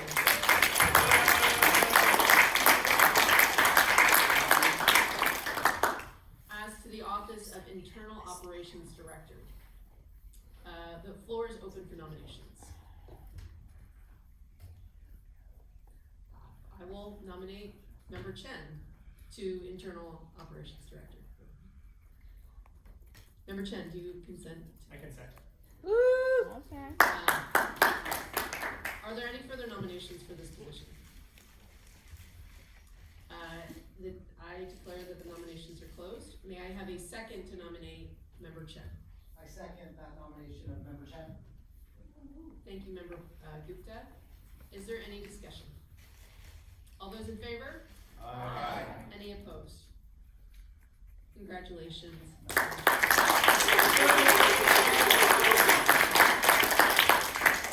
the office of External Operations Director.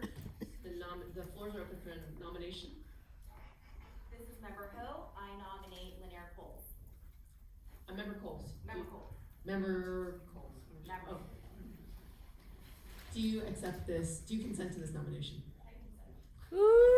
Are there any other nominations for External Operations Director? Seeing none, nominations are closed. Is there a second? Second. Any discussion? All those in favor? Aye. Opposed? Motion passes. Congratulations.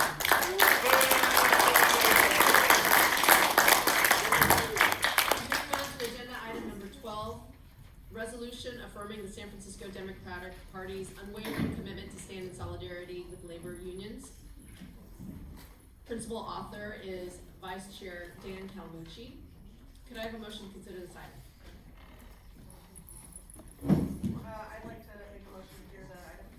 Is there a second? Second from Member Chen. Okay, member, Vice Chair Calamucci, the floor is yours.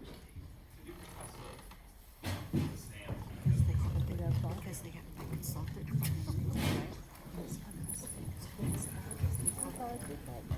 We good? Good evening, thank you. So I'm proud to have been the principal author of the resolution before you. No, thanks. Affirming the San Francisco Democratic Party's unwavering commitment to stand in solidarity with labor unions. As stated in the resolution, labor is a critical component of the Democratic Party, both here and in our country. It is the labor movement that continuously fights for working people and our communities, and it is San Francisco's unions that have led the way on groundbreaking efforts to expand healthcare, protect and uplift immigrant workers, push for prevailing wages in construction projects, and so much more. I'm thrilled with the support thus far that you heard from labor. Laborers Local 261, Operators Local 3, Carpenters Local 22, Pile Drivers Local 34, and of course very near and dear to my heart, Jay Bradshaw and the NorCal Carpenters Union. And, just as a note, it was this was a resolution drafted and reviewed by unions that represent public employees, private sector employees, construction unions, It has been out for 10 days. I've appreciated the feedback that I got this morning. And on a personal note, this really means a lot to me. I have spent literally my entire life in the labor movement. I've been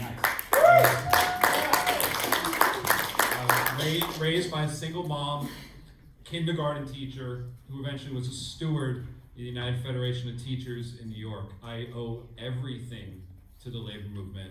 I've now spent 25 years working in various capacities as a campaigner, as an organizer, and proudly for the last 17 years as a member of Carpenters Local 22 and with the NorCal Carpenters Union. And I want to share what I was doing today when not this, and really for the last couple weeks. I've been working with our members and folks on a project at the University of California, Santa Cruz, where a pretty rat contractor is looking to get a $140 million student housing project. And this is a contractor with a history of fatalities, a history of wage theft, a history of ripping off workers. And we're fighting the University of California, Santa Cruz. And I share that because it's important that even in our supposedly blue cities and our supposedly progressive areas, that institutions like the Democratic Party in those places must constantly affirm and reaffirm again, even if they did it 30 years ago, do it again, your support for labor and the labor movement. This is the first of what I imagine will be many, many issues that come up around labor. But I think it was important to put this out there as the very first measure. It is critical that this gets passed by our mostly new Democratic Party leadership, because I believe it's important that we make a strong and unequivocal statement right out of the gate. This resolution affirms that solidarity that we Democratic Party should always have, and I will respectfully ask for your yes vote.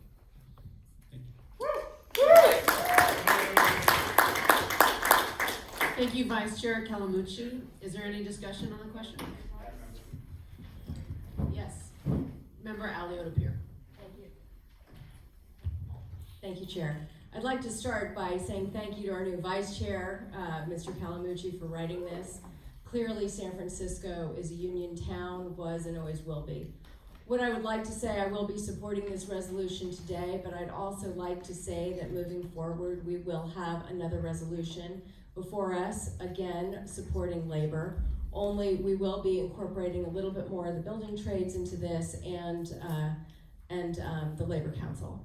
But I believe that this is a very first good step for a central committee and for a city that has always been pro-labor. We will have that conversation a lot around this table, but I just want to reiterate that I look forward to this being the first of many and a more open dialogue with both the Labor Council and the building trades. Yes. Member Chan. Thank you. I think what is important is I am not I am a former member of Local 21 and really proud of it. I really always appreciate the labor movement.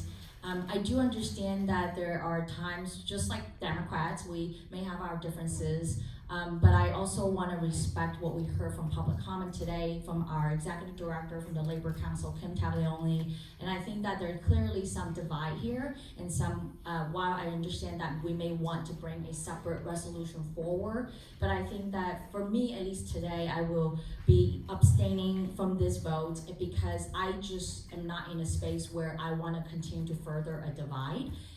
But I also want to respect the work and for other, labor members and really what they want to bring together. But what I'm hoping that is to allow a discussion where truly have one resolution that can actually come together and bring everyone together. And so to support one and then support another is just simply increasing or furthering the divide between labors and not being able to say what is the difference among us, how can we bring it together and allow that discussion. So that's where I stand today, and thank you so much.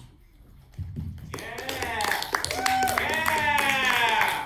Member Mar. Thank you, Chair Time. First, I just wanted to thank Vice Chair Calamucci for bringing this resolution forward. I think it's always important for us, as a Democratic Party and the DCCC here in San Francisco to reaffirm our commitment to supporting working people and organized labor. But I do think that the resolution, was brought forward in a problematic way, and specifically, as Kim Tavoloni, the Executive Director of the San Francisco Labor Council, mentioned, they were not consulted and were engaged in the drafting of this resolution, nor was the San Francisco Building and Construction Trades Council as well. So, I did, when I saw the resolution, when it was sent out to DCCC members, I and Member Galata and others did share it with them to get their feedback on it. And they thought it was well written and a very positive resolution, but they wanted the opportunity to provide some more input on the resolution to make sure that it's actually more meaningful to labor, organized labor and working people in San Francisco. So because of that, I would like to make a motion that we respect our leadership of the labor movement here in San Francisco, particularly the San Francisco Labor Council, San Francisco Building and Construction Trades Council, who have been key partners of the Democratic Party, the DCCC here in the city, and continue this resolution to our meeting in May, just to allow more time for labor leaders, all the labor leaders in our city to provide input and be included in the process. Thank you. Sorry, I was gonna call for a second, but I guess people are very anxious to second this. All right, let's just go ahead and, I'm sorry, Member Kim? Thank you, Chair Tong, and I also want to thank the first Vice Chair for bringing this resolution. I think it is really important that we as a Democratic Party have a statement on labor. Historically, labor has been the #1 ally of the Democratic Party. In fact, our candidates, when they win because labor is standing behind them. I don't have personal issues with the specific language in the resolution, but hearing our executive director from the San Francisco Labor Council say that they were not included in the drafting and are opposed to us passing this today, to me means that we should continue this item for one more month. There is no urgency in passing this. If we don't pass it today, nothing is going to happen. And so when, as a former legislator, there are motions that are not timely or urgent, I always spend the time to respect folks, even if I disagree with them, to have that dialogue and spend that time. And, if at the end of that discussion we still disagree, we'll bring that resolution forward the next month for a vote. But I think out of a sake of respect, particularly for an ally that we will be depending on in November to win back the White House and to flip the House and to hold the Senate, and to keep a Democratic majority, hopefully here in California amongst our congressional members, I just really plead with our members to consider this motion to continue. I wasn't gonna hang my hat on things like bylaws and procedure, but on things of policy, I think it really matters for us to be thoughtful in this partnership. And again, it's not because I have specific disagreement with the language of the resolution. It's just that everyone, especially the San Francisco Labor Council, should be included in a resolution about labor. And I just think that that is a bottom line. Thank you. Thank you. Thank you. Is there more discussion? Sorry, Member Aliotti, please. Thank you, Chair. I just want to say one other thing. I do disagree with the idea that you have to have one perfect statement that's going to encompass an issue as important as labor. And I read this resolution that Vice Chair Calamucci wrote, and I think it is well written and it states exactly who we are as Democrats. And so I believe that this is a very good first step. I will not be supporting a continuance. I will be voting for this legislation, but I do believe that we need to keep it open for further conversations as we move forward, maybe even one in May. Along with the Labor Council support and other members of the building trades, we have significant support behind this one right now. But I do believe that this is going to be, that this is something that will need lots of voices regularly, and I will be supporting what is before us today. Thank you, Member Alioto-Pierre. Member Pelosi's proxy. Gary Pelosi. So probably does not need to be said, but Speaker Mary Pelosi very much supports labor. We have spent a lot of time on the phone this week discussing the agenda today and each resolution. We did not finish discussing this particular resolution, so we'll be abstaining today. Thank you. Any other discussion? Seeing none. Member Obels. Well, I believe this is a very well-written resolution. I do not believe it's thorough enough. I will be voting to continue. We have that chance to vote, and I'll be abstaining. But I think it's important to recognize that our labor unions are not things other than, you know, outside of workers, thinking that they do things for workers. They're actually bodies of workers who actually have democracy in the workplace that shape how they work. They have agency to be part of a union. It's not like unions do these things for us. They actually do things with us. And we do them from within unions to change society, to change our workplaces, have democracy in the workplace. And I think it's a fundamental thing that we need to think about in terms of what is the power of unions. It's the power of working people together. And that's what solidarity is. And I think if we're making a statement about the value of unions as a Democratic Party, I think it's important to recognize that unions are not things that are other. They do things for other people, that they are our vehicles to actually change our society. Just wanted to make that statement. Thank you, Member Avalos. So now we will be voting on any other discussion. Seeing none, we will now vote on the question of whether or not to continue this item to next month's agenda. Let's see, that would be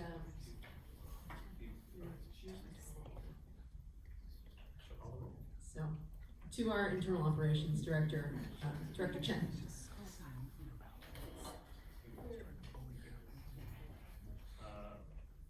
The motion to continue, Member Akbar.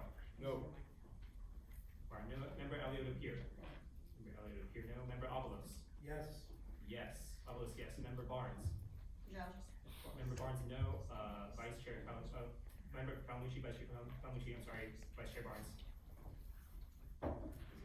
Yeah, sorry, Vice Chair Palmucci. No. No. Member Chan. Member Connie Chan. Sorry, aye. Aye. Member Chandler. No. No. Member Chen, self votes no. Member Vice Chair Coles. No. No. Director. Sorry, Director Coles. Sorry. My first meeting. Member Dorsey. No. Dorsey, no. Member Galata. Aye. Galata, aye. Member Gupta. No. Gupta, no. Vice Chair Hyken. Yes. Hyken, yes. Vice Chair, Member Ho. No. No. Member Kim. Yes. Member Aye. Kim, yes. Member Lai. No. Member Lai, no. Member Mahmood. Member Mahmood, no. Member Wynn. Yes. Member Wynn, yes. Member Philhar. No. Member Philhar, no. Member Sangiardi. No. Member Sangiardi, no. Member Stephanie. Yes. Member Stephanie, yes. Member 2. No. Member 2, no. Chair Tom. No. No. Ex officios. Member Cohen. Abstain. Member Haney. Haney abstain. Member Pelosi. Abstain. Member Ting. Yes. Member Wiener. No. No. And the motion fails. Member Ma. Oh, sorry. Member Ma. Abstain. And Member Mar. Yes. Member Mar, yes.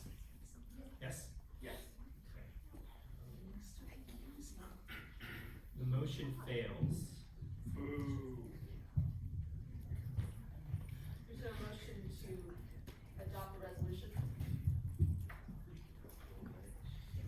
Is there a motion to adopt the resolution? Moved by Member Philhauer, seconded by Member Dorsey. Director Chen, please call the roll. On the roll on the main motion, Member Akbar. by way of appear. Aye. Member Avalos. Member Avalos abstain. Vice Chair Barnes. Yes. Vice Chair Barnes, yes. Vice Chair Calamucci. Yes. Vice Chair Calamucci, yes. Member Chan. Abstain. Member Chandler. Yes. Yes. Member Chen, yes. Director Coles. Yes. Yes. Member Dorsey. Yes. Yes. Member Galata. Abstain. Abstain. Member Gupta. Yes. Yes. Vice Chair Hyken. Yes. Yes. Member Ho. Yes. Yes. Member Kim. Abstain. Abstain. Member Lai. Yes. Yes. Member Mahmood. Yes. Yes. Member Wynn. Abstain. Abstain. Member Philhauer. Yes. Yes. Member Sangiardi. Yes. Yes. Member Stephanie. Yes. Yes. Member 2. Yes. Yes. Chair Tong. Yes. Yes. Ex officios, Member Cohen. Abstain. Abstain. Member Haney. Yes. Yes. Member Pelosi. Abstain. Member Ting. Abstain. Member Wiener. Yes. Member Marr. Abstain. Abstain. Ex officio, Member Mock. Yes. Yes. The motion passes.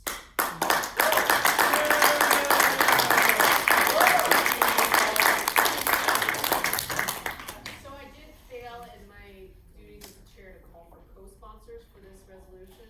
If you would like to be a co-sponsor to this resolution, please raise your hand. Member Sangiardi, Member Coles, or Director Coles, Member Gupta. Sorry, your name? Yes. Member Gupta, Member Ho, Member Chandler, Member Dorsey, Member Barnes. Sangiardi, Coles, Gupta, Ho, Chandler, Dorsey, Barnes, the sponsors. Thank you. So let me just check in with the members. Do any of you need a short break? Would you like to? Yes. Yes. Okay. We in recess for 5 minutes.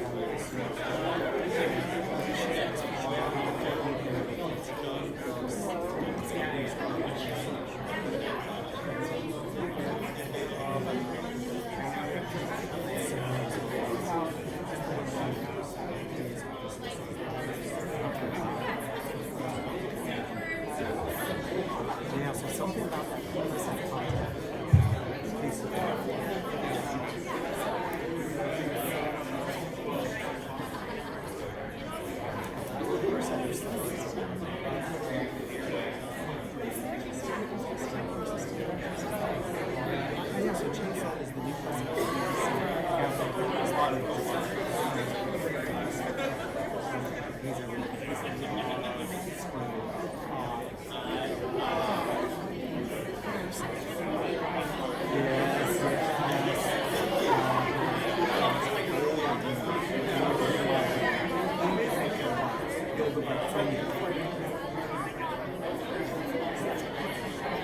Yeah, exactly. No,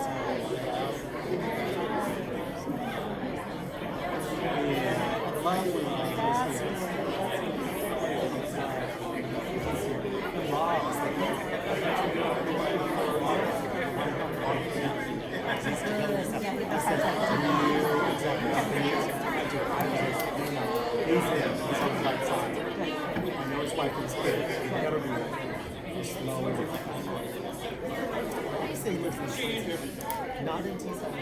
Yes. Okay. I was saying that's part too much. I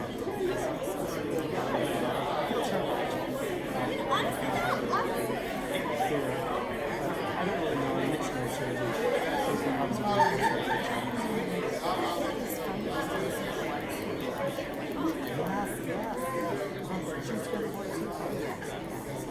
Oh, definitely not. Yeah. I'm like,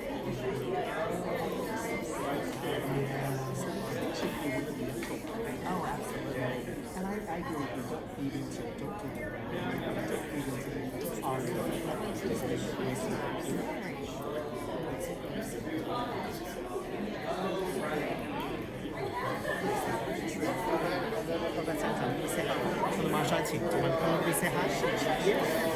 We'll see our bags from here. Oh my God.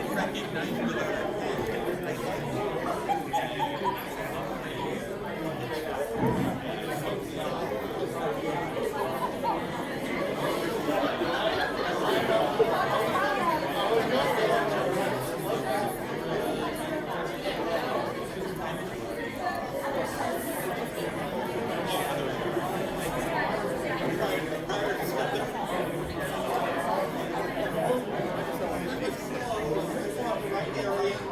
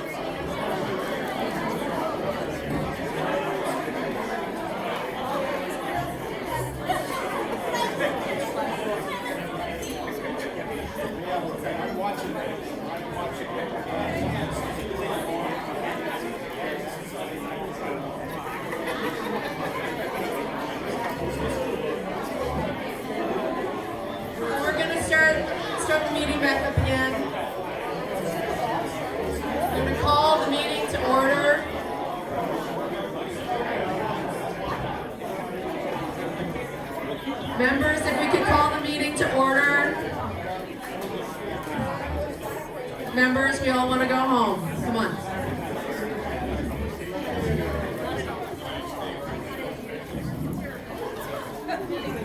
All right, thank you. We're calling the meeting back to order. Taking up agenda item number 13.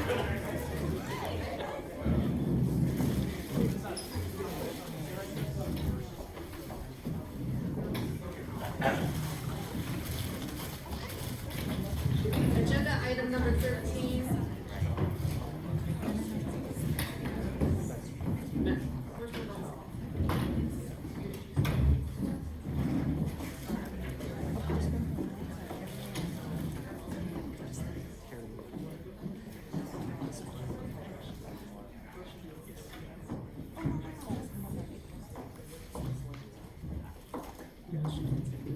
Item number 13 is a resolution in support of public safety as a fundamental right. Principal authors for this resolution are Member Chandler and Member Ho. Could I have a motion to consider this item? I motion to consider the resolution in support of public safety as a fundamental right as authored by Trevor Chandler and Lily Ho. Is there a second? I second. Seconded by Member Director Lai. Member Chandler and Member Ho, the floor is yours. Thank you. I'll speak briefly to this. As part of all of our campaigns, whether we're running just for the Democratic County Central Committee or whether we're also running for something, I think the one thing we can all agree on is the number one thing we're hearing on the doors is that too many San Franciscans do not feel safe. This resolution was put forth in collaboration with myself and Member Ho in order to voice those concerns. Voice the fact that we had, according to the medical examiner's office, 811 San Franciscans died of fentanyl overdoses. And I think it's important, as we're demonstrating to the city, to the country, the values that we hold here in San Francisco, that the honoring public safety is a value. And we can do it while maintaining our progressive values, and that it is not an either or choice. This resolution is one that is meant to bring a common sense approach that balances our democratic ideals and the need to show San Franciscans that we are focused on getting the basics done right. If we only put forth an ideology that does not take into account the quality of living of every San Franciscan, it is empty. We are a Democratic Party that is built on accountability, that is built on making sure that we are holding our police departments accountable, making sure that they are responsive, and making sure they are fully staffed so they can go about the business that any functioning city needs and deserves. And the important thing about this resolution is it balances those. This is not a call to go back to the failed war on drugs of the past. This is not a call for mass incarceration. Those are relics and they should remain relics. What this calls for is a new way forward that allows us to put forth a progressive vision of public safety that maintains our values while stating very, very clearly, we will not allow the quality of life of our cities to deteriorate any further, and that it is not a binary choice. We can do both, and this resolution is a step to proving that we can do both.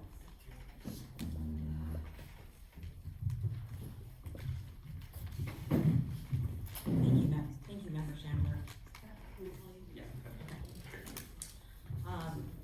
Along with my colleagues on the SF Dems for Change slate, I am happy to be able to execute on the public safety platform we campaigned on. This resolution, Public Safety as a Fundamental Right, briefly encapsulates our public safety priorities moving forward based on the desires of the vast majority of Democrats in San Francisco. In addition to what my colleague, Member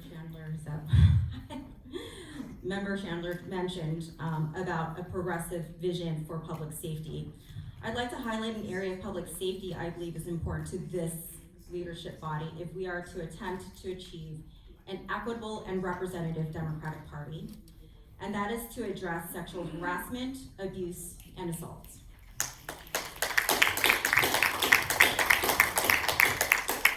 I want to make clear that this Democratic leadership does not condone sexual harassment, abuse, and assault, nor the misogynistic culture that allows for these abuses to occur. I hope to see my colleagues stand with me and work with me to extend the influence of the DCCC in ensuring that the culture within our Democratic Party be a safe place for women and all, free from harassment, abuse, and assault, however we can.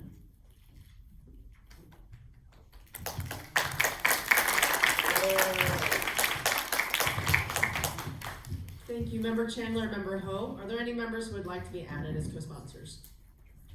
Raise your hand. Member Dorsey, Director Lai, Member 2, Director Coles, Member Philhauer, and Vice Chair Barnes, and Member Alioto-Pugh, and Member Stephanie, and Member Akbar. I was the first person to say. It recorded co-sponsors Dorsey, Lai, 2, Coles, Philhauer, Barnes, Alioto-Pugh, Stephanie, Aqua. Point of order by Member Avalos. I wasn't sure, was that an amendment you were offering for Member Lily? Oh? No. That was that amendment? Could it be an amendment that we could add to this resolution? Because I think it's missing. And it's a final statement that you said a problem that exists in the police department about ensuring that there's real investigation of sexual assaults and violence against women. Yes.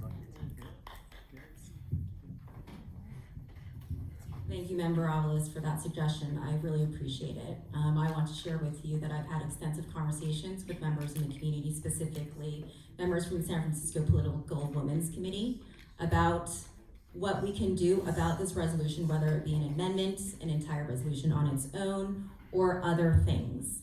And what I'm committing is that I will champion and move forward this conversation so that we can enact structural changes within our Democratic Party. And that can happen in many different ways, and these are ongoing conversations.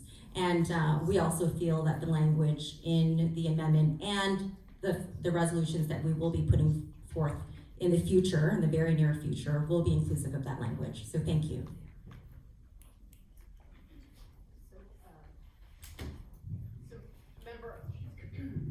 Member Avalos had a motion to amend. You will need to be, oh, a suggestion, okay. All right, so there's, thank you. Is there any further discussion on this resolution? Member Sangiardi.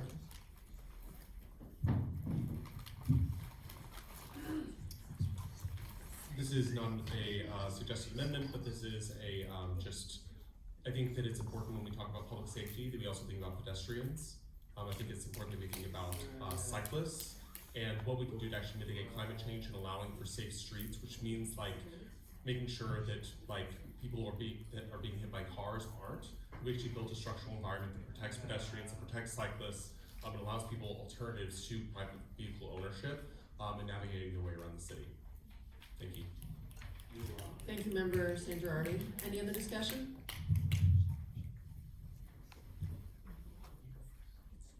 Member Witt.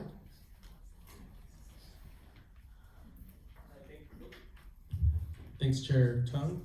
And thank you to Members Chandler and Members Ho for bringing this important resolution. I want to just echo Member Sangiardi's comments around public safety for transit, folks who are on bicycles and walking. Folks in my community have been killed by cars recklessly driving through our streets in San Francisco, and that is not a public safety, right? So I don't see that here. But to this point, I also want to thank the specific call out on hate crimes. Hate crimes have been on the rise here in San Francisco, and as a member of the LGBTQ community and the AAPI community, we desperately need more hate crime legislation to basically figure itself out, if I have to just make that statement. And as well, I do understand that the SF police department is understaffed, and so I think that's correct. What I don't see in this public safety resolution, and as a right to fundamental public safety, is dedicating resources to attacking the root causes of crime. And the root causes of crime is in housing, and it's economic opportunity and advancements, and it's basically jobs. It's basically support if you're very poor and you're having to resort to crime. What I don't see that in here. So, with respect, I will be abstaining in this resolution. Thank you. Thank you, Member Nguyen. May I speak, please? No, your opportunity to speak would be during public comment. Thank you so very much. Thank you. You left out seniors and people with disabilities in this. That's okay, Buzzy. Thank you, Regional Chair Henny Kelly. You're welcome. Director. Are there any more comments? Member Martin.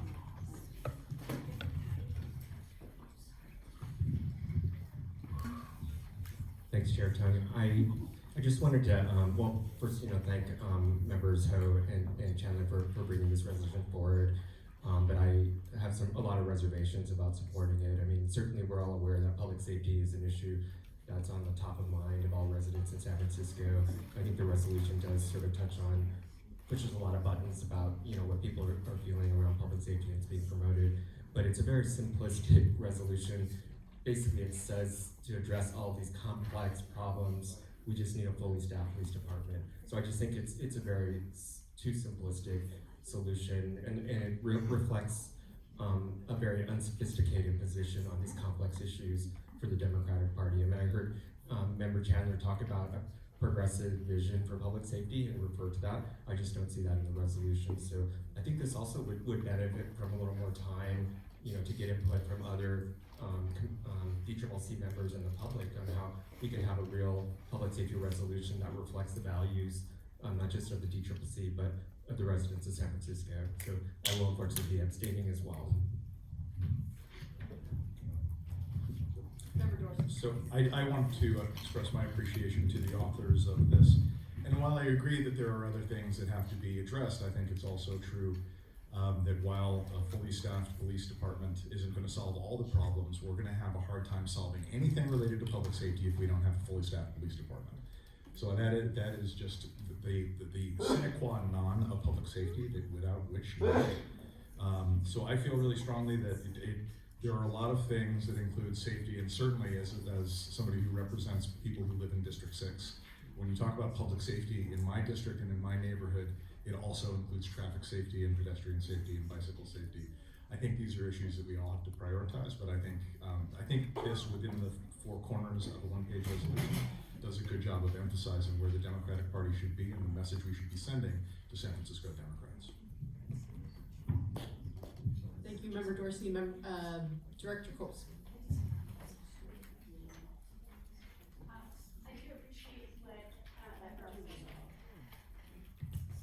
I appreciate all the comments that have been made up to this point, because this is a complex issue, and I think that we should consider drafting additional resolutions in the near future to address hate crimes, to address sexual assault, which Member Ho has committed to doing. So I will be supporting this resolution, and I'm also excited about drafting and participating in additional resolutions to paint a more nuanced picture about what we support with respect to public safety.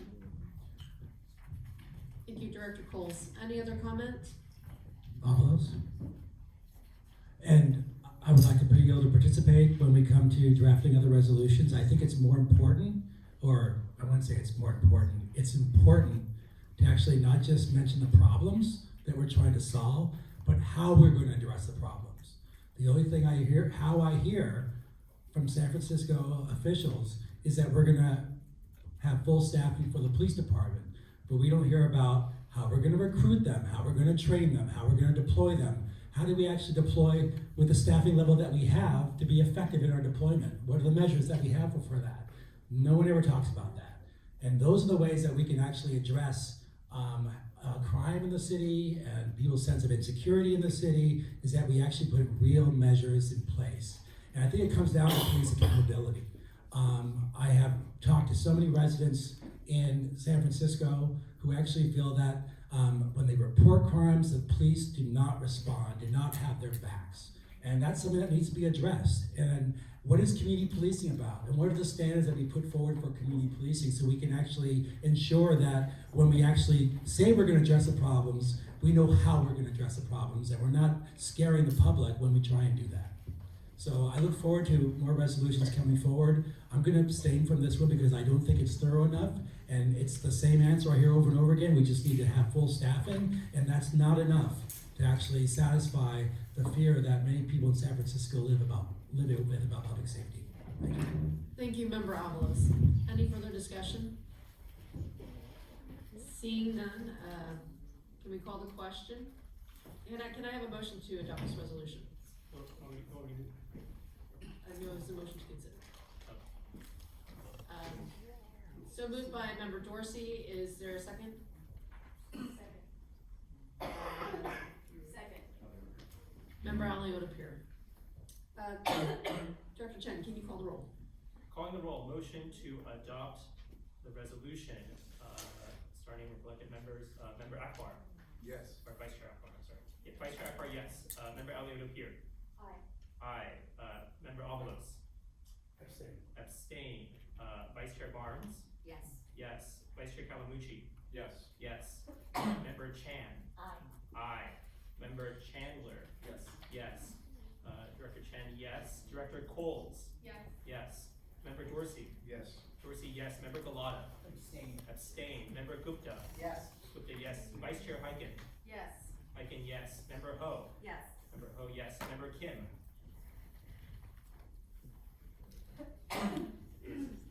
is absent. Member Lai. Yes. Yes. Member Mahmood. Yes. Yes. Member Mar. Abstain. Abstain. Member Wynn. Abstain. Member Philhar. Yes. Philhar, yes. Member Sangivardi. Yes. Yes. Member Stephanie. Aye. Aye. Member 2. Yes. Yes. Chair Tom. Yes. Yes. Ex officios. Member Cohen. Abstain. Abstain. Member Haney. Yes. Yes. Member Pelosi. Yes. Yes. Member Ting. Yes. Yes. Member Wiener. Yes. Yes. Member Ma.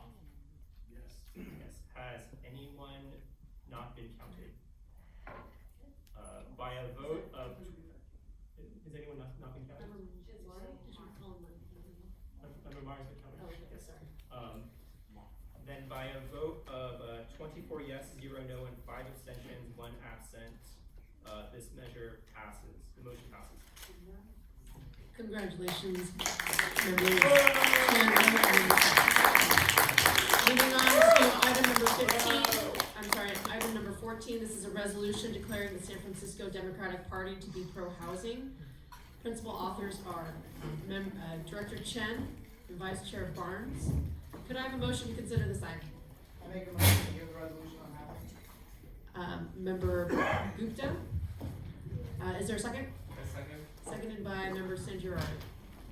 Member Chen and Member Barnes, the floor is yours.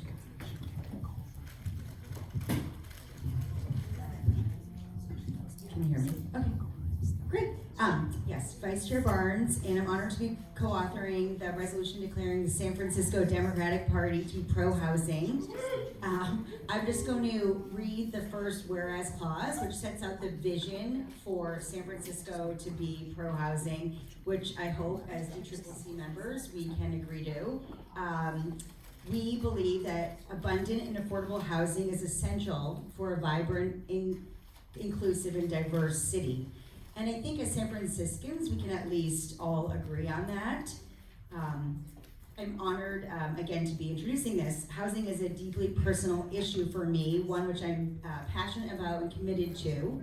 My family lost our family home on March 17th, 2004, and it has deeply shaped the rest of my life and my trajectory and career path as well, as you see me here today.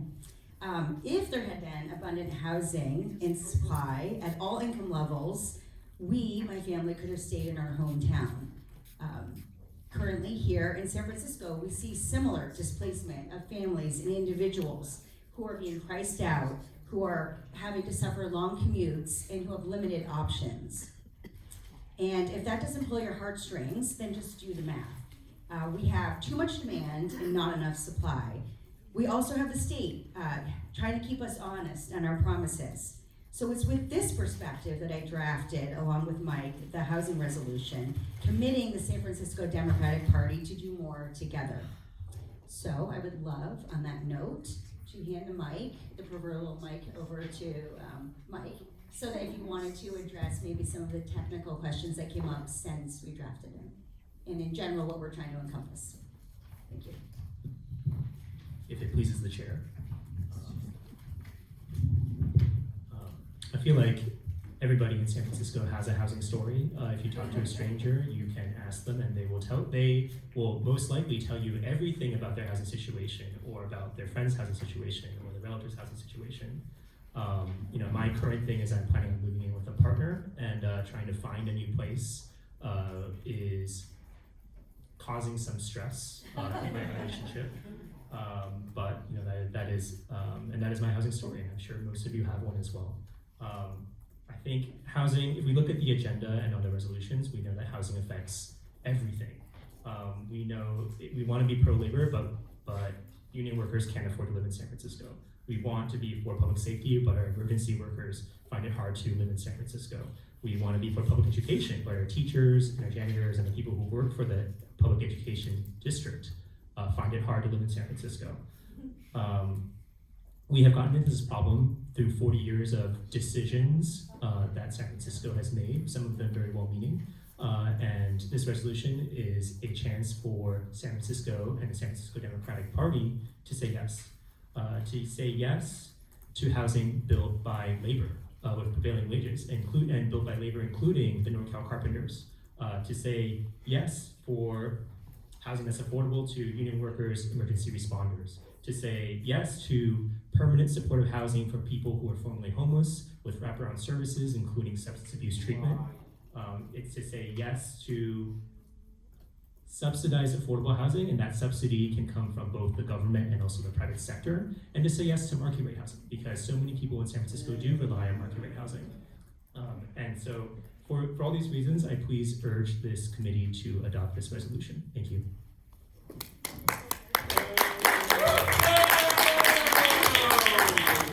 Very well said, very well said.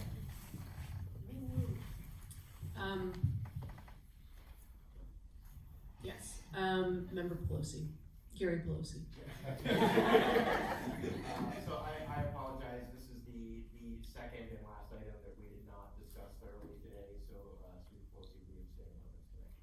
And that was off, so I don't know. Thank you very much. Any discussion on this? Member Sangiero.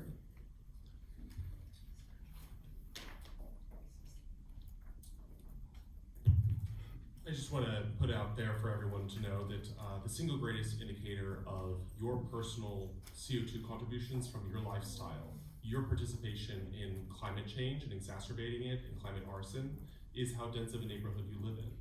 When we say no to housing in San Francisco, when we say no to infill development in San Francisco, we are explicitly encouraging sprawl, greenfield development, the destruction of our land beyond the cities that already exist. We are participating in forcing people, in working class people who can't afford to live in San Francisco, we are forcing them into carbon-intensive lifestyles that they might not otherwise choose. That's what happens when we say no to housing in our city. I encourage you to vote yes on this resolution. Thank you. I appreciate the resolution. I appreciate the resolution put forward by my colleagues, Member Chen, and apologies if I get your Member Chen and Member Barnes. on this. I appreciate that it includes everything from affordable to market rate, because we recognize we need everything and anything in between, especially that missing middle. And I recognize and hope that this is just the first step that we take as a body towards understanding that. Too much, when working in community for the last 25 years, I've seen people that have been forced out of their home because they can't afford rent, they can't afford housing, they have to go to their car, they have to go to affordable housing, if they can even get it. I was able to provide a tour to folks today where they understood that there are people who've been on wait lists for 15 years in affordable housing, right? Unless we start addressing this gap in the city and stop preventing the building of housing of all kinds, we won't be able to solve this. We are forcing our own folks out of our city. So thank you for this. Thank you very much for your time. Any other comments? Member Galata. Thank you, Peter Galata. First, congratulations, Chair Tung. Congratulations to the executive committee and officers. Look forward to working with you. And thank you to the authors of this resolution. I would like to support this resolution tonight. I do think we obviously know we need more housing in San Francisco, particularly affordable housing. But as a 15-year renter in San Francisco, I do think one thing that's missing from this resolution is a mention of renters. Is it there? Okay. So I would like to, though, still propose a potential friendly amendment here, just because I do think we need to strengthen. I think if we're going to make a statement tonight about being pro-housing, I think it's very important that we also reiterate and underscore that our party is also pro-tenant.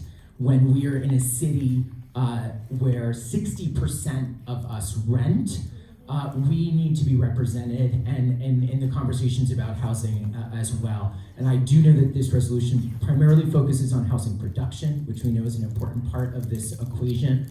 But I do think we also need to make sure that we're calling out our support for the protection of rent control in San Francisco, that we support preservation of our existing rent-controlled housing stock, because that is also a very important part of the equation.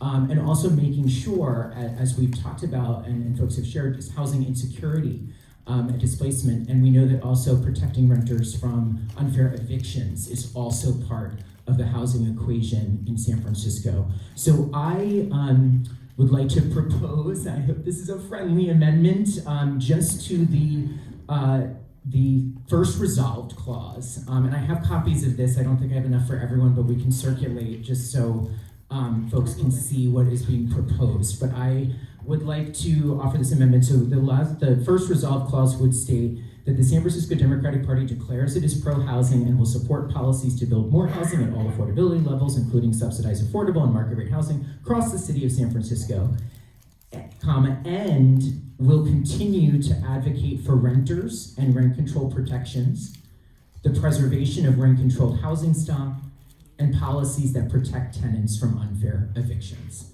I think these are things we can agree on here, but I just think it's important to add that to this housing statement, that we are also standing and supporting renters and rent-controlled housing stock in the city as well. And so I'd like to offer these amendments. I hope we could like to hear the author's response. And I just circulated, so thank you for consideration. Okay, we're not voting on that, but thank you. And I don't have the authority to accept or not that right now, but I just wanted to get a response, respond, Peter, to a couple of points you make. Yes, renters, protecting renters is included in the last whereas clause in point number 2B. We talk about housing stability, preserving low income housing, and protecting renters. So I just want to make sure that you saw the back of that page, because it is included. And I also, to your point about displacement, just so we're okay, eye to eye here, we did talk about the negative externality of contributing to homelessness, which is obviously the extreme displacement scenario, but that is in the second whereas clause under the letter E. So the themes are highlighted, And to Joe's point, climate change is in there in the first whereas clause D. So it's there, but it sounds like you want to further highlight it. I hear you. But I think we have to open it to the floor on that, not me. But thank you. Okay. So, so I guess if there is a second to Member Galata's motion? I second. And I just want to share that I did share this language to Vice Chair Barnes, I'm sorry, that, this kind of language around protecting renters. As a rent control occupant myself, and a beneficiary of rent control, I know I couldn't live in San Francisco without rent control. And there's a ton of folks in San Francisco, every day San Franciscans just trying to make it here, and their rent probably takes up at least 30%, sometimes more, sometimes 50%. And to just say, okay, we covered renters by in the very last whereas clause with 2 words, protecting renters, to me seems not enough. And I applaud Member Galata's language that is really common sense in my mind around protecting rent control apartments, the preservation of rent control apartments, specifically calling that out, and I don't quite see that in this as well, so thank you. I'm sorry, was the motion was seconded? All right. With the motion made and seconded, open to discussion, Member Member Bilal Mahmood, I want to agree with Member Galata. I support amending this resolution as well. I've been a renter for 10 years. I've moved 6 times in those 10 years. So I directly know how difficult it is for renters to live in San Francisco, and I support the amendment as well. Member Sangier. Thank you, Member Galata. Thank you, Member Wen. I would also like to express my support for this amendment. Member Dorsey. I'm also happy to support this. I may offer a friendly amendment to the friendly amendment. At the preservation of rent-controlled housing stock, I think we could add preservation and expansion. I know that there's restrictions under what we can do on state law, under state law, but President Peskin and I sponsored and passed legislation through the Home SF program to give an affordability option for people who want to voluntarily. I happen to live in Trinity Place apartments where there are many rent-controlled units.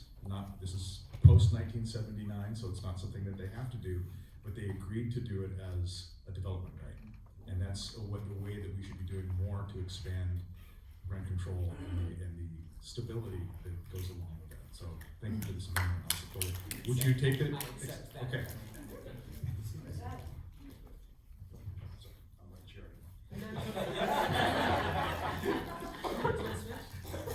Member Chen. Thank you, Chair Tong, and I want to say as a current elected member on the Board of Supervisors, as far as I'm concerned, with the where clauses that says that San Francisco has been out of compliance with state law, I would say that's not fact. We have not been deemed out of compliance with state law at this time, as far as I'm concerned. Then whatever it is that may be under review, but it's not fact. So I want to say I will not be able to support something that's not factual within this resolution right now. But I do agree with many clauses on here as well, including what is proposed on the floor right now as an amendment. But it is not a fact that we have not been out of compliance with state laws. Thank you, Member Chan. Now let me ask the authors, Director Chen and Vice Chair Barnes, if you will accept the amendment as amended. I will accept the amendment as amended. Yes. All right. So let's close discussion, and we have a motion to adopt this. Oh, I'm sorry. What? Okay.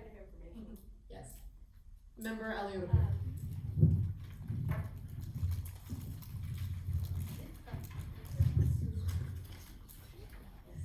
I'm sorry, was there, did Member Chan make an amendment to take that part out? Did you make an amendment to remove? I did sorry, not hear missed that. You didn't. I did not hear an amendment. Okay, so the amendment that we are voting on is the Galata. Is- Okay, thank you. resolution as amended includes Member Galata's friendly amendment and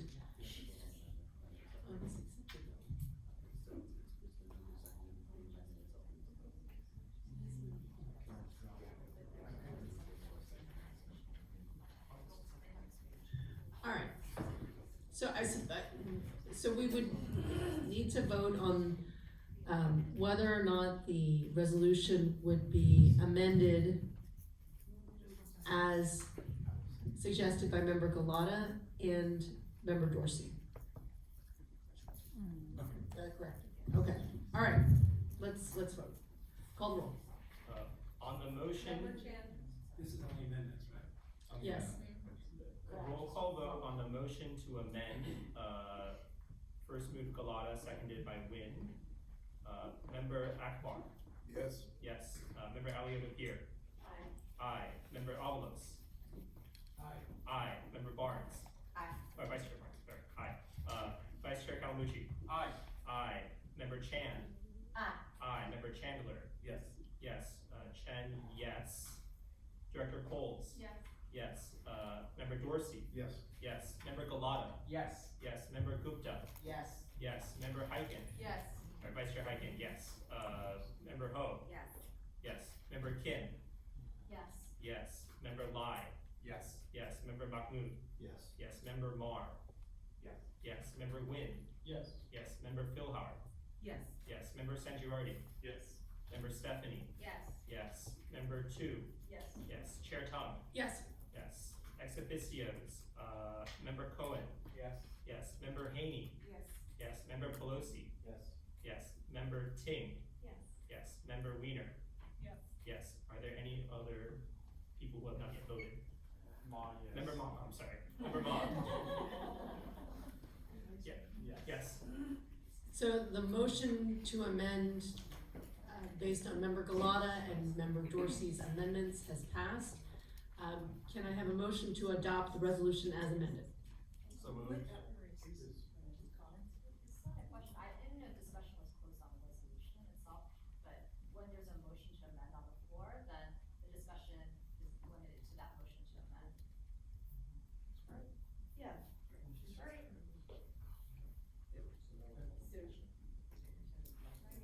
Yeah, now we wanna go back to the actual resolution, discussion on the overall resolution. Okay. And we haven't called to, I mean, you can call to question as well, but I did wanna say something. Okay. Apologies, Member Kim. Seeing that Member Kim would like to make comment on the resolution, Member Kim. Thank you, and I know that we all wanna go home, and it's a Friday evening, and I apologize for adding my comments to this.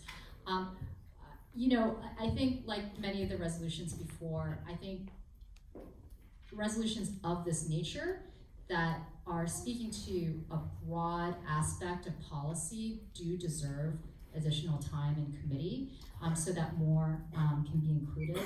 And because I know that this resolution is going to move forward with the votes that it already has, I just have to state on the record that, you know, the sentence that San Francisco's housing shortage is caused by government restrictions on new housing is partially true. Yes, government restriction has been a part of the housing shortage, but it's not the only cause of housing shortages. And what is often left out of this conversation around building housing is actually the private sector and the market.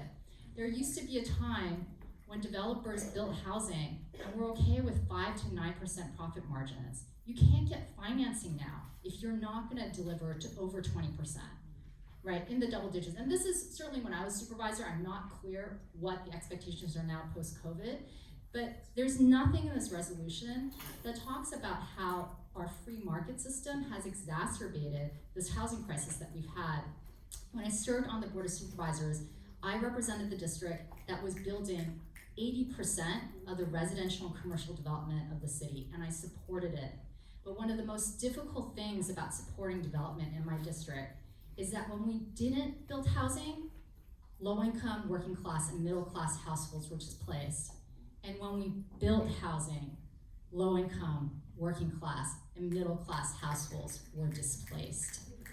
Building more housing did not actually prevent displacement largely because the market demanded that we build luxury housing when we built market rate.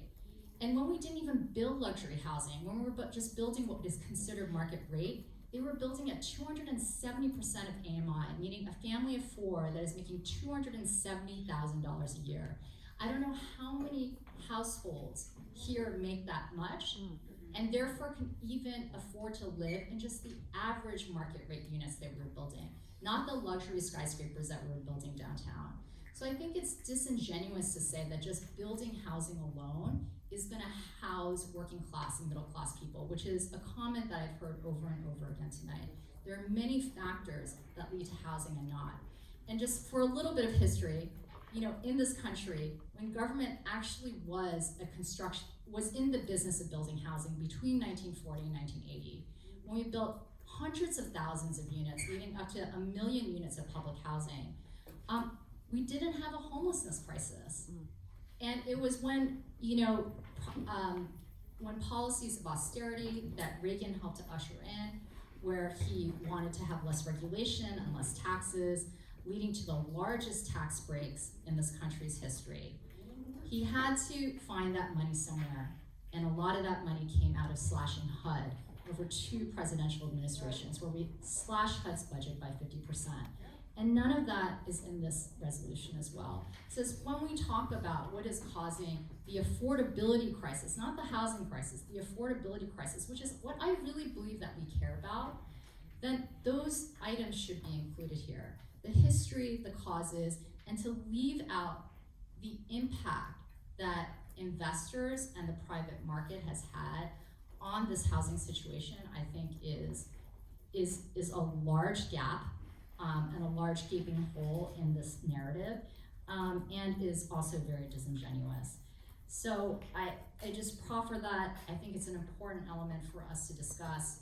We don't talk about regulating the private market enough when it comes to building housing, and how this good is a different good than many other things that we produce in this country. Thank you.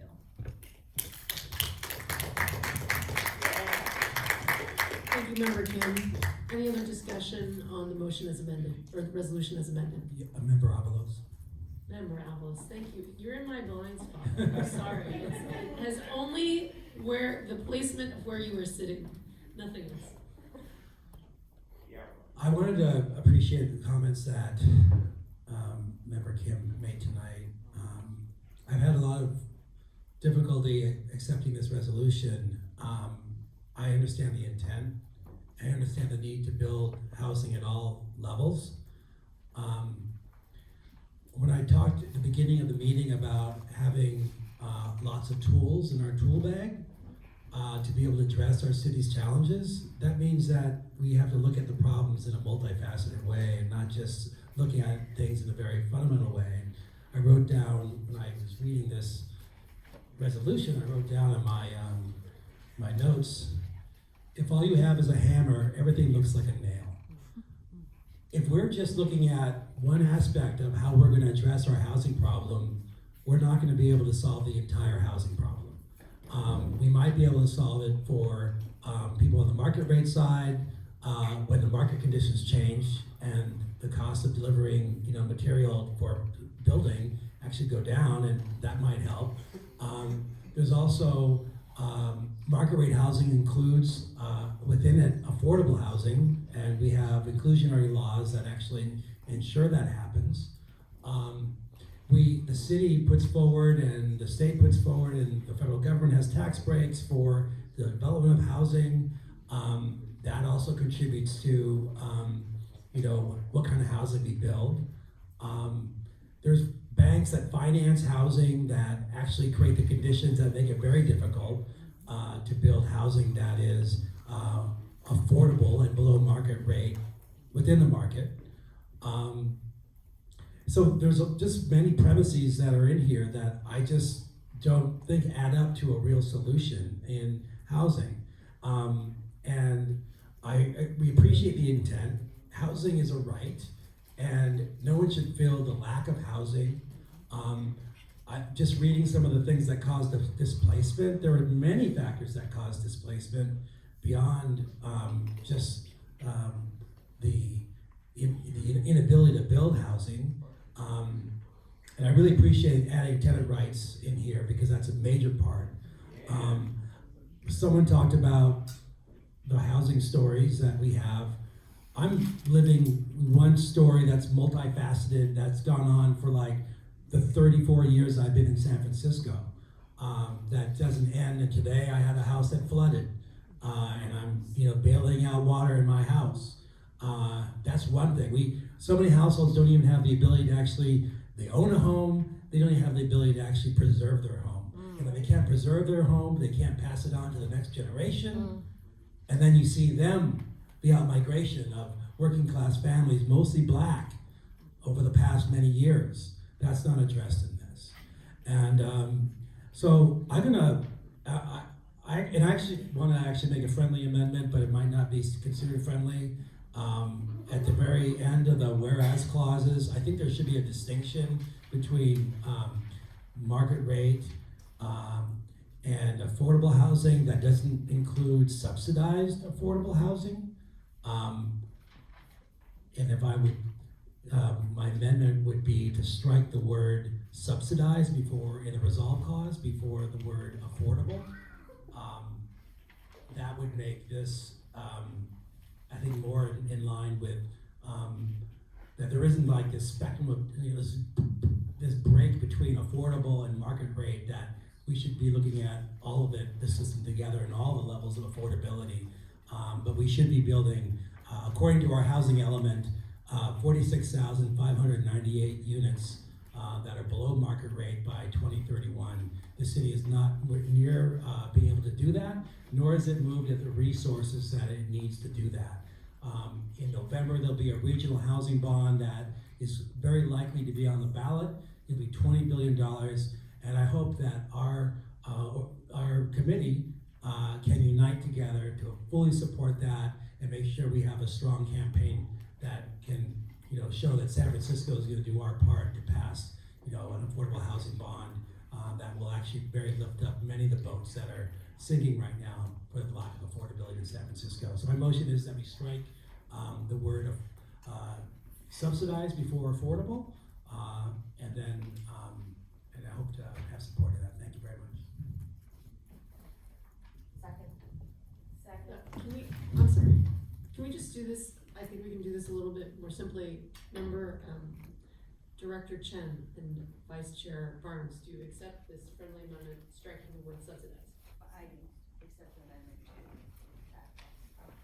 striking.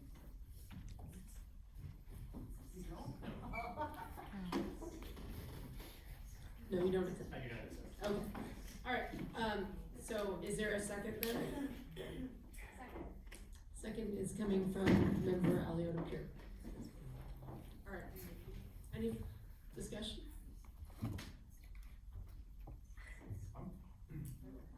Why, can I just I respect your opinion, I just wanna know,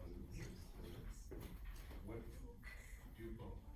Yeah, that's good. No, I would just be interested to know what, for my own edification, because I'm undecided on what qualitatively is changing with taking out subsidized? Is it?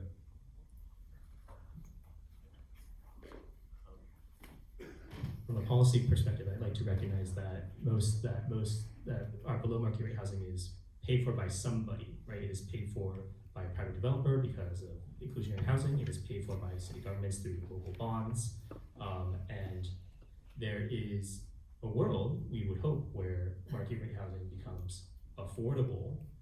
So currently, market rate housing right now, we say above 120% AMI. There is a world that we envision where market rate housing becomes affordable to the top 50%, the top 70%, the top 80% of households. Because if we rely only on subsidized affordable housing, it will require a lot more money than San Francisco, I think, is going to spend. And so we cannot, the solution cannot be only, and to say that only subsidized housing is affordable housing, I think is a thing that we should not fall into the trap of.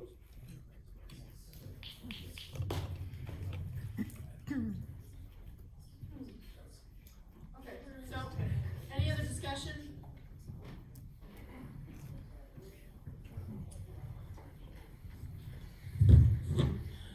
Thank you, Director Chen, for that explanation. I guess the question coming back is, if you believe that the solution to only build more subsidized affordable housing is incorrect, then wouldn't taking out the word subsidized to make it just mean affordable housing be it resolved that we will support policies to build more affordable housing?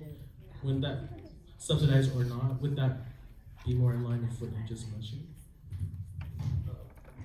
Point of information, what is the amendment on the table? The amendment on the table is to delete the word subsidized from the whereas clause. The be it resolved clause, sorry.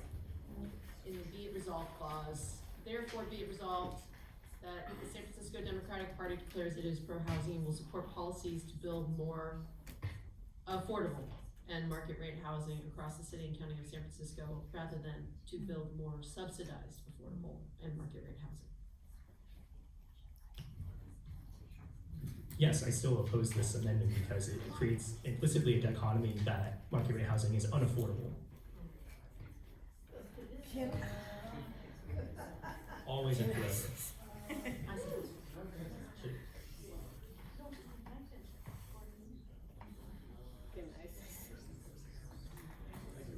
Yeah, I understand.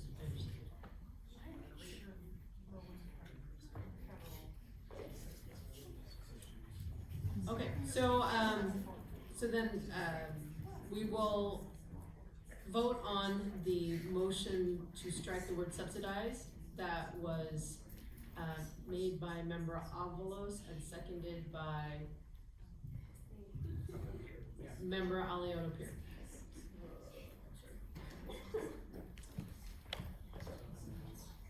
Avalos and Peter.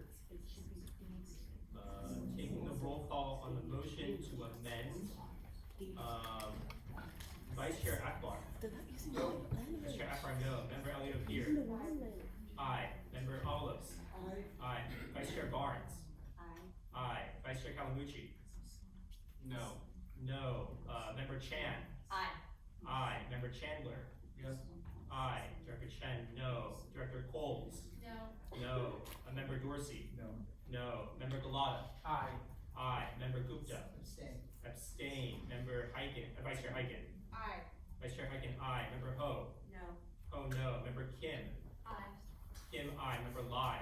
Abstain. Abstain. Member Mahmood. Yes. Mahmood, yes. Member Mar. Yes. Yes. Member Wynn. Yes. Yes. Member Philhar. Yes. Yes. Member Sangiardi. Yes. Sangiardi, yes. Member Stephanie. Abstain. Abstain. Member Tu. Abstain. Abstain. Chair Tung. No. Chair Tung, no. Ex officios. Member Cohen. Abstain. Abstain. Member Haney. Abstain. Abstain. Member Ma. Abstain. Abstain. Member Pelosi. Abstain. Abstain. Member Ting. Yes. Ting, yes. Member Wiener. No. Wiener, no. By a vote of 14 yes, 8 no, 8 abstain, the motion carries. Okay, so the motion to amend is, it passes. And so now can we call the question on the resolution? Sending. Oh, I'm sorry, does anybody want to co-sponsor this resolution? So, member Mahmood, member Sangiardi, member Gupta, member Lai, member Chandler, member Dorsey, member Philhauer, member Hyken, I'm sorry, Vice Chair Hyken, Vice Chair Kalamucci. I have Kalamucci, Chandler, Dorsey, Gupta, Lai, Mahmood. I'm sorry, if I didn't call your name, could you raise your hand again? Hyken, Gupta, Sangiardi. Gupta, Sangiardi. Okay, full list: Kalamucci, Chandler, Dorsey, Gupta, Hyken, Lai, Mahmood, Sangiardi. And Philhauer. And Philhauer. Member Mahmood. Oh, Mahmood, yes. And Philhauer, yes. Is this on the co-sponsor? Yes. Okay. I think this is a really good discussion. I appreciate the collaboration. I'd actually love to invite some of the members who introduced the amendments to co-sponsor. I think that would mean a lot to this body, just saying that we can work together. So I'd love it for anyone who offered amendments to co-sponsor as well. Thank you for the comment, Member Mahmood. I really appreciate your request, and if I felt like there was much more of an effort to build unity, and what I asked for at the beginning of the meeting was that we continue items so that we can actually build consensus on them, I could sponsor that, but that was not offered. And so, and I actually, well, I really appreciate the support in the amendment, and I hope that we can find unity on future measures. Because of some of the premises that are in the whereas clauses, I can't vote in favor of this, but I can abstain.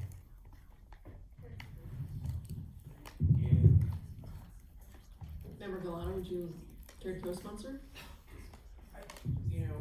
Appreciate the amendments being added. I'm going to be supporting this, so I will vote yes. I was not part of the original draft, and usually I co-sponsor when I have been involved with the resolution drafting, so I will be supporting this.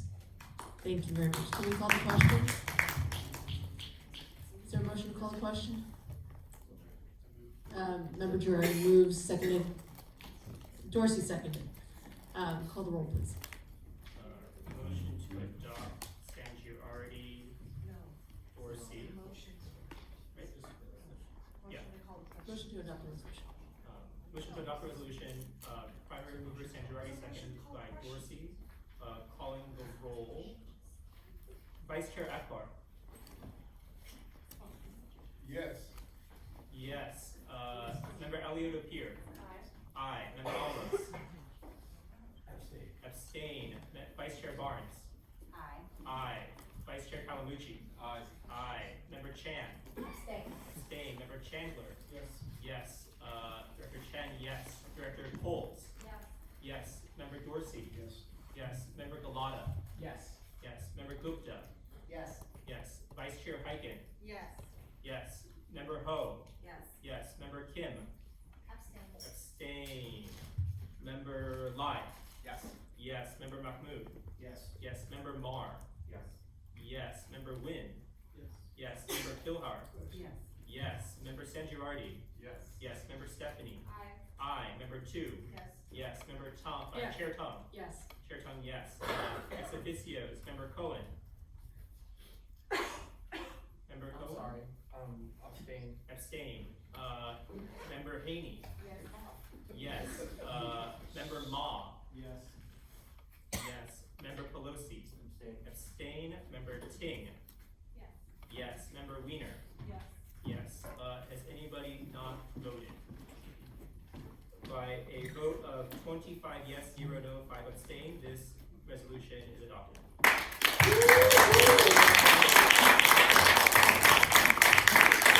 Thank you everyone for that collaboration. We are now moving on to item number 15, a resolution in support of San Francisco Unified School District Excellence, authored by Member Gupta.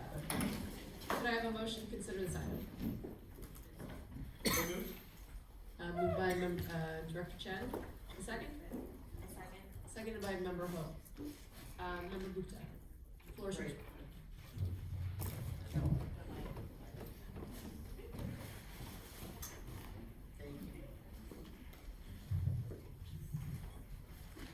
Thank you, Chair. Thank you, Chairwoman Tung. And thank you for everyone for sticking through this. I know this is an incredibly long evening. I have some sugary things. If my colleagues here need some, more than happy to share. Keep the energy going. So, in this resolution, we seek to affirm the direction that our SFUSD leaders and our Board of Education are now taking with student-based outcomes that create both equity and excellence. We seek to raise the floor and tear off the ceiling on providing our students with excellent neighborhood schools and that will help to increase our attendance and retain our families within our city. This is personal for me. I have a 10-year-old daughter. She goes to Chinese immersion school at Diabla. We love our SFUSD experience. We want to keep her in SFUSD schools. It is sad because when you get to know another parent long enough, the question you always ask is, so why are you still in the school, right? We all have our story as to why we're fighting to still send our kids to SFUSD schools, because we believe in the system. We know it's excellent. We know we have teachers that work darn hard to provide our schools with excellent education. We need to be able to support them, and we need to be able to support our families to really stay in this city and bolster SFUSD. And I hope you'll support this resolution as we seek to affirm excellence in our public schools. Thank you. Thank you, Member Gupta. Are there any, is there any discussion? Sorry, I don't know if I can add one other thing. So I do want to accept a friendly amendment from Member Kim on this. If you look at, I will just point it out to everybody. If you look at the third whereas SFUSD for more than 10 years has created policies that disproportionately burden low-income families, the amendment that I'd like to accept from Member Kim is, whereas SFUSD has one of the widest achievement gaps in the state and has been criticized for policies which disproportionately burden low-income families and students of color, including but not limited to a lottery-based system, ... Is that? It's partially it, but yeah, it's the part you accepted. Okay. So that is the amendment that, I'm sorry if I'm out of order, but. We're all out of order. So Member Gupta, as I understand it, you are seeking to amend your resolution with some friendly amendments that you and Member Kim have discussed. That's correct. I encourage you to submit that piece of writing to Director Chen, and so that the amendments can be accurately recorded. Is there any discussion on the amendment, on the resolution as amended? Member Kim. This will be the last resolution I'll speak on. I want to first of all thank Member Gupta, because I did only read the resolution today and I emailed him, and I appreciate in a very short amount of time him working with me on some amendments. I actually have a lot of amendments, but I'm only gonna, have the motion move forward with the parts that he's accepted. But I did want to explain some of my reasoning for this. This is again a very big policy area that I think we are kind of giving a little bit of a short shrift in terms of having a full and broad discussion on something that is as big and challenging as our public schools. And having served on our school board, I'm keenly aware of how difficult these challenges are. And I think it's just somewhat simplistic to be able to put this into a simple resolution when there are hundreds of thousands of resolutions that the Board of Education passes to narrow the achievement gap and our opportunity gap and to improve our public schools. And it's not to say that we can't critique the efforts, because many of them have not had the outcomes that we've hoped. But one thing that I do really appreciate that Member Gupta has taken out is saying that the policies were created to disproportionately impact, because that's never the intention of anyone. Whether you agree or disagree with school board members, they all come in with the best intentions of wanting our kids to succeed and our families to thrive in San Francisco, and that there are many things that lead to this. And so another kind of word that I thought was problematic is the result of policies away from academic rigor. I think that many people that really spend thousands of hours in central office that don't actually get written up on the press would feel that that statement is somewhat antagonizing to their really clear mission of serving our students and having schools of academic rigor. We may disagree that the policies lead to that, and I think certainly the removal of 8th grade algebra was one of the reasons why that sentiment and feeling exists amongst many parents in San Francisco. But when that policy was first debated, and I didn't support it even then, it was unanimous amongst moderate and progressive school board members, because of many academic leaders coming out and saying that detracking and getting rid of honors programs and all those things were actually going to narrow the achievement gap. Now, many years later, we've learned that that outcome did not happen. That theory that was put forward by many academic leaders did not pan out here in San Francisco. But it wasn't put forward to lessen academic rigor. It really was done, I believe, with the best intentions. Whether I agreed it or not with it personally, I didn't feel that the school board did that with any bad intention. So again, my comment is similar to past two resolutions. I do really think that these topics deserve a broader and more detailed conversation, and I look forward to working with Member Gupta on more resolutions, but for that reason, I will also be abstaining from this one. All right, any other discussion on the resolution as amended? Yes, Member Lai. I appreciate Member Kim's comments, and as a public school kid, I also support raising the floor and raising the ceiling. I think raising the floor is very hard, and more than half the achievement gap exists before kindergarten and early childhood. So while we do need to improve our public school system, we also need to beef up our early childhood education system. And so in the future, I hope to work with everybody on resolutions relating to quality and affordable early childhood education. Thank you for your comments, Director Lai. Any other comments? Member Avalos? No? Okay. Can we call the question? I move to adopt the resolution. Thank you, Director Chen. Is there a second? Is there a second? Thank you. Thank you, Member Chen. All right, call the roll. On the motion to adopt the resolution as friendly amended, moved by Chen, seconded by Chandler. Vice Chair Akbar. Yes. Yes. Member Alioto Pierre. Aye. Aye. Member Avalos. Pass. Avalos pass. Vice Chair Barnes. Aye.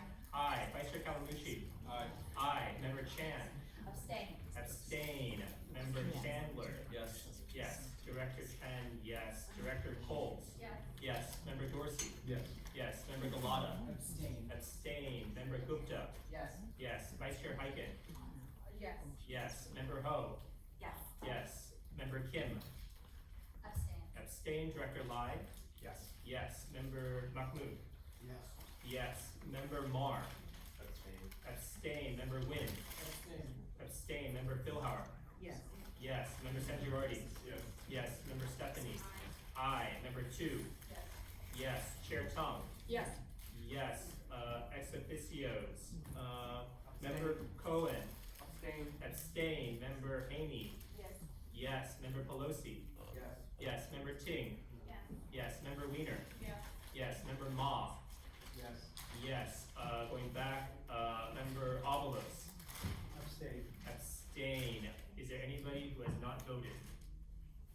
By a vote of 23 yes, 0 no, and 7 abstentions, this motion is adopted. Congratulations. Thank you for order. Thank you. I do believe I've also forgotten to ask if there is anyone who wanted to co-sponsor this resolution. Did I forget? Anyone? So member Chandler, Member Ho, Member 2, Director Lai, this side, Vice Chair Kalamucci. Chandler, Ho, Lai, 2, Kalamucci, co-sponsors. Thank you. Moving on to item number 16 on this agenda, resolution declaring commitment to strengthening the San Francisco Democratic Party, offered by Vice Chair Hyken. Member Hyken, the floor is yours. Thank you. Welcome, newly mentioned members of the San Francisco Democratic Party. And as I've said, we've all said before, congratulations on all the votes that you earned. I know they were well earned. And I'm proud that our Department of Elections has once again delivered an election with integrity and haste. We're very grateful.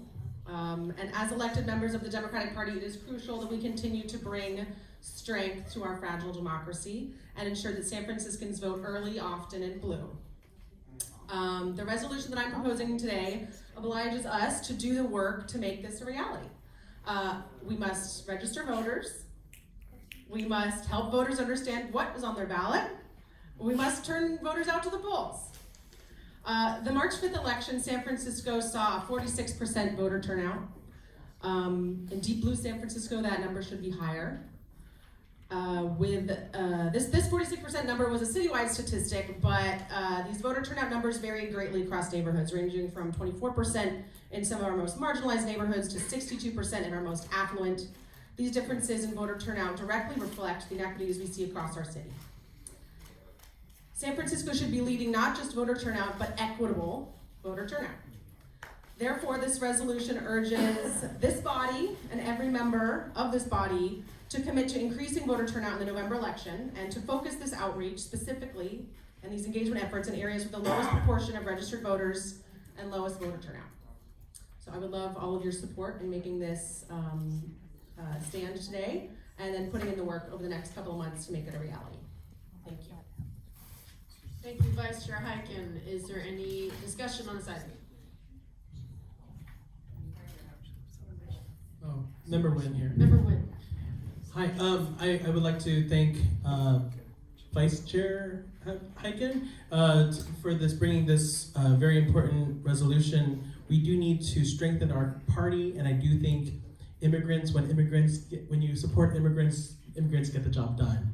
As a son of refugees, and actually growing up, my parents did not vote at all, at all. And I think that is a very common storyline. And so I am fully supportive of this, and also when we say equitable, equally accessible to English language learners and immigrant communities, I think language access is a huge issue, and I want to thank again Vice Chair Hyken for bringing this forward. I would like to co-sponsor this as well. Thank you, Member Nguyen. Any other comments? Any other co-sponsors? See Member Sangiardi, Speaker Emerita Pelosi, Director Coles, Member Gupta, Member Nguyen, Member, well, I don't know, does everybody not everybody's raising their hand, so I'm gonna have to say this. Member Alioto-Pierre, Member Kim, Member Stephanie, Member Lai, Director Lai, Vice Chair Akbar. No. Oh, I'm sorry. Member Ho, Member Chandler, Member Dorsey, Chair Tung, Member Philhauer, Vice Chair Barnes, and Vice Chair Calmucci. Oh, I'm sorry. Again, the blind spot. Member Avalos, and Treasurer Ma, and Member Mahmoud. Yes. I will call out the list of co-sponsors again. Mahmoud Sangiardi, Pelosi, Coles, Gupta, Nguyen, Alioto-Pierre, Stephanie, Tu, Kim, Lai, Ho, Chandler, Dorsey, Tung, Philhauer, Barnes, Calmucci, Avalos, Ma. Is there anybody I have missed? All right, perhaps we could take this one by acclamation. Just a comment. Yes, Member Avalos. I didn't speak up when my time came, and now I'm speaking up. I just want to thank Vice Chair Hyken on bringing this resolution forward, and I also want to note the mention of the lowest turnout neighborhood in San Francisco, which is Treasure Island. I spent 4 days over the last weekend before the March election working on Prop A, where a lot of people living in affordable housing live, and it was like moving mountains to try and get people out in the rain to vote. And I want to actually, if this is one of the places that we see we have the lowest turnout, it's a place that we should try and sink some resources in. These are some of the most vulnerable people in San Francisco that really need the protection of what our vote can provide in terms of resources, new housing, services that people need, opportunity out of poverty. So I would like to just put that out there, that we could actually have some focus in some of the hardest hit neighborhoods when it comes to low voter turnout. Thank you for putting this forward. Thank you, Member Alvarez. Okay, now can we vote on this by acclamation? Okay, seeing no opposition. All those in favor? Aye. Opposed? And the motion passes. Congratulations. Moving on to item number 17, this is a resolution committing the San Francisco Democratic Party to support Democratic candidates and causes across the nation. I am the principal author of this item. When thinking about drafting a resolution that could really unify our party, I wanted to put forward something that really talks about the power of San Francisco, because we are the bluest county in the bluest state in our country, that we have so many people who are committed to democratic causes. We are the leading edge on progressive policies and moving forward our country. And you know, they say, so goes California, so goes the nation, but so goes San Francisco, so goes California, so goes the nation. And it's no surprise that we have produced as a city some of the most inspiring leaders in our country, including Speaker Emerita Nancy Pelosi. Number one, I want to commend Peter Galata, Member Galata, on his work the last term, working on these types of external, outward-facing, national issues on behalf of San Francisco Democrats. You were certainly a workhorse last term in your role as on the outreach committee and partnerships. And you know, Susan Pfeiffer is your biggest fan, I think. She's still with us at 10:40 this evening. 10:40? I'm sorry, my eyesight is really bad. It's 10:40 somewhere in the world.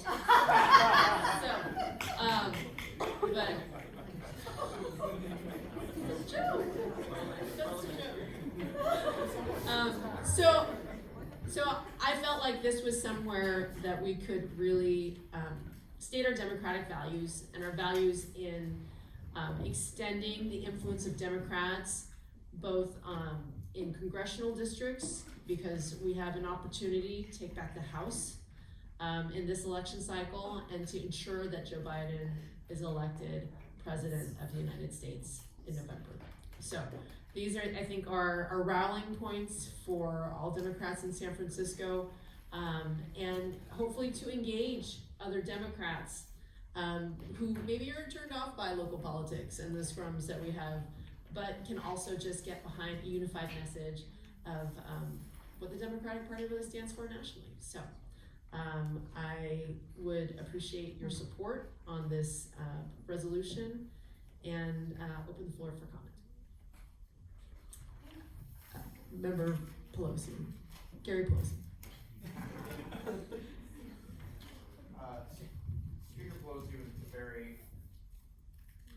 Speaker Pelosi was very excited to see this resolution. The previous committee did a lot of work to make sure that we were all coordinating so many different groups throughout the Bay Area, including Team Pelosi, as you mentioned, Susan Pfeiffer, the local party, and so many other volunteers for many years, and were very much a huge part in electing and actually in taking back the House a few years ago. We have that opportunity this coming November. In California alone, we have that opportunity, but we need everybody to focus and unify and really get to work on doing that. And so she's very much going to support this resolution and would like to co-sponsor it as well. So thank you. I would also like to be a co-sponsor of this, and I will say that when I was campaigning for this when people ask why I'm running, a lot of what my answer was is I have never been more terrified about a national election than we're going into. And whatever our differences are, this is something where I'm really going to put. It helps that I'm not on the ballot for anything, but I have no excuse not to get out there and work, but I intend to, and I really appreciate your leadership on bringing this forward. Member Gallant. Thank you, Chair Tung. I also just want to say thank you for bringing this resolution forward. I think this is really some of the most important work that we can do as San Francisco Democrats. I think this is a unifying effort and something that I think the party has really been laser focused on, rightfully so, really since 2016. And thanks to Speaker Emerita Pelosi for her leadership with starting Red to Blue in 2018, which really galvanized, I think, Democratic volunteers, not just in San Francisco, but throughout the Bay Area. People came to that headquarters in the Castro to make calls. And since then, I think there was a real sense that when we organize, we can win. And when people volunteer their hours and make those calls, it makes a difference. And so we did it in 2020 and we did it in 2022. And I really appreciate your mention in the resolution of the Bay Area Coalition, which the San Francisco Democratic Party did join in 2021. And that coalition really came out of that work that was done in 2018 and 2020. And we saw that organizing together and expanding the groups and organizations that are involved. And I mean, the work hasn't stopped. It really has not stopped. I mean, since 2018, but particularly with the Bay Area Coalition, I mean, there's phone banks happening right now that everyone can sign up for. And that coalition has really been working together, creating the virtual space. We had the privilege of having a physical space where we could bring Democrats together. I hope we can continue that and work together on that. And so I don't want to go down amendment lane here, but all I was going to ask was a friendly amendment in the resolve, just that we underscore that we want to continue to participate as a member of the Bay Area Coalition, just because I think it's really important for San Francisco to remain at the table. And I'm assuming we're going to continue that partnership, and I was proud to be a part of that as Vice Chair of Partnerships in the previous term. So I just would, if there's a way to just add that into our resolves, and I would maybe suggest after the kind of the first sentence there, before the first and, that we just say, and continue to participate in the Bay Area Coalition in the resolve clause. I just would like to offer that as a friendly amendment. Mentioning that in my public comment, I left that. It's supported by the state party. Yeah. Yes. And shout out to Susan Pfeiffer for all of her to organize and keep us an active member of the Bay Area Coalition. Thank you. Susan Pfeiffer has better attendance at the DCCC meetings than 99% of the members. Thank you for the amendment. If you could just write it down, I'm happy to accept that. I think the Bay Area Coalition, from my conversations with both Susan Pfeiffer and Martha Knudsen, is one of the most important organizing vehicles that we have as Democrats, and they have done so much work to identify those places where we can actually make a difference, so that we're not just blowing into the wind, but really going to the places and calling into the places where we can really make a difference. So happy to accept that amendment. And I can bring Vice Chair Coles up to speed on it very quickly. Yes, thank you. Thank you. Any other discussion? Okay. Yes, Member Ma. Yeah, Fiona as a sponsor. Thank you. Any other individuals or members that would like to co-sponsor?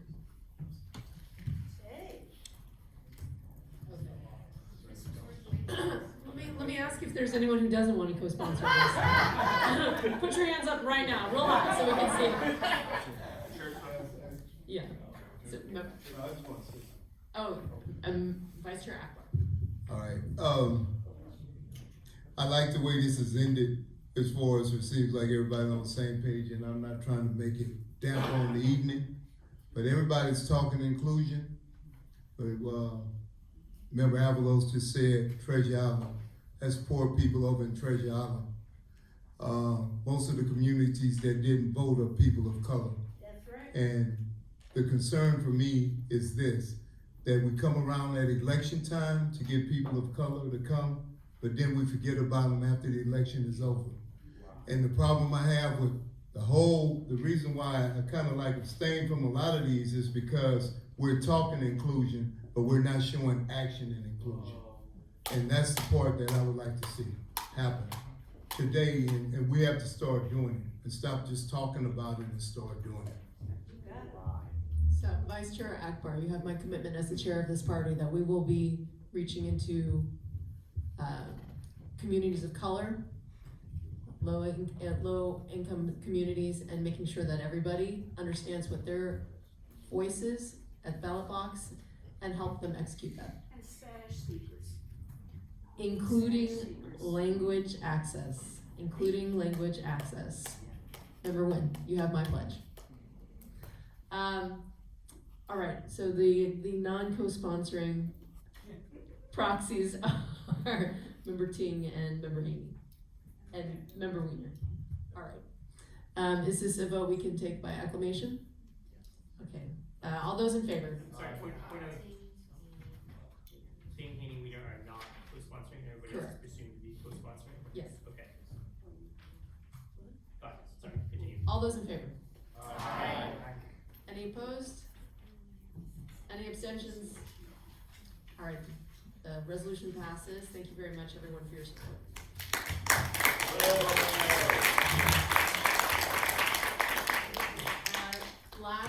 Second to last item on the agenda is item number 18, new business. Is there any new business? At 10:30, there is no new business. Is this where we can discuss future items that we can put on? I would like to work with this body to produce for the next meeting a resolution in support of a regional housing bond. I believe it's $20 billion and it needs the full backing of our body.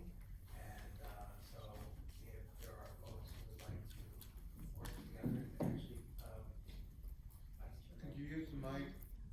you want to work with me on that? Oh, sorry.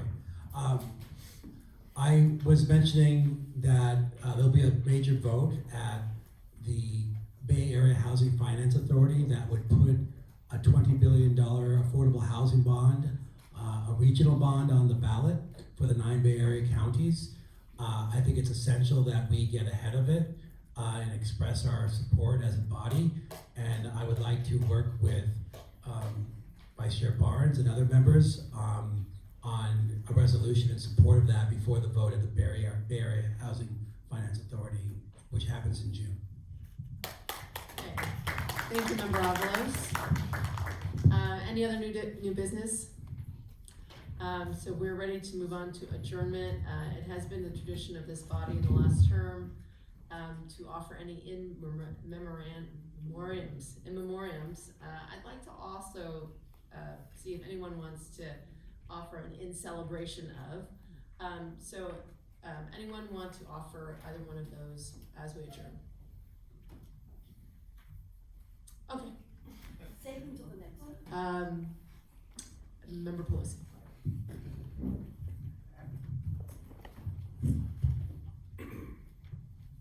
I just want to do a quick in celebration of UAW contract with Volkswagen workers. Yeah. That happened earlier this meeting.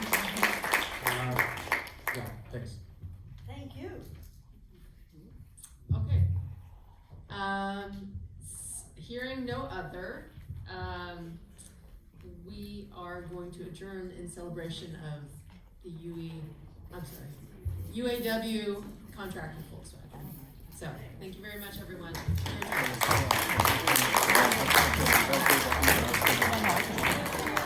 time.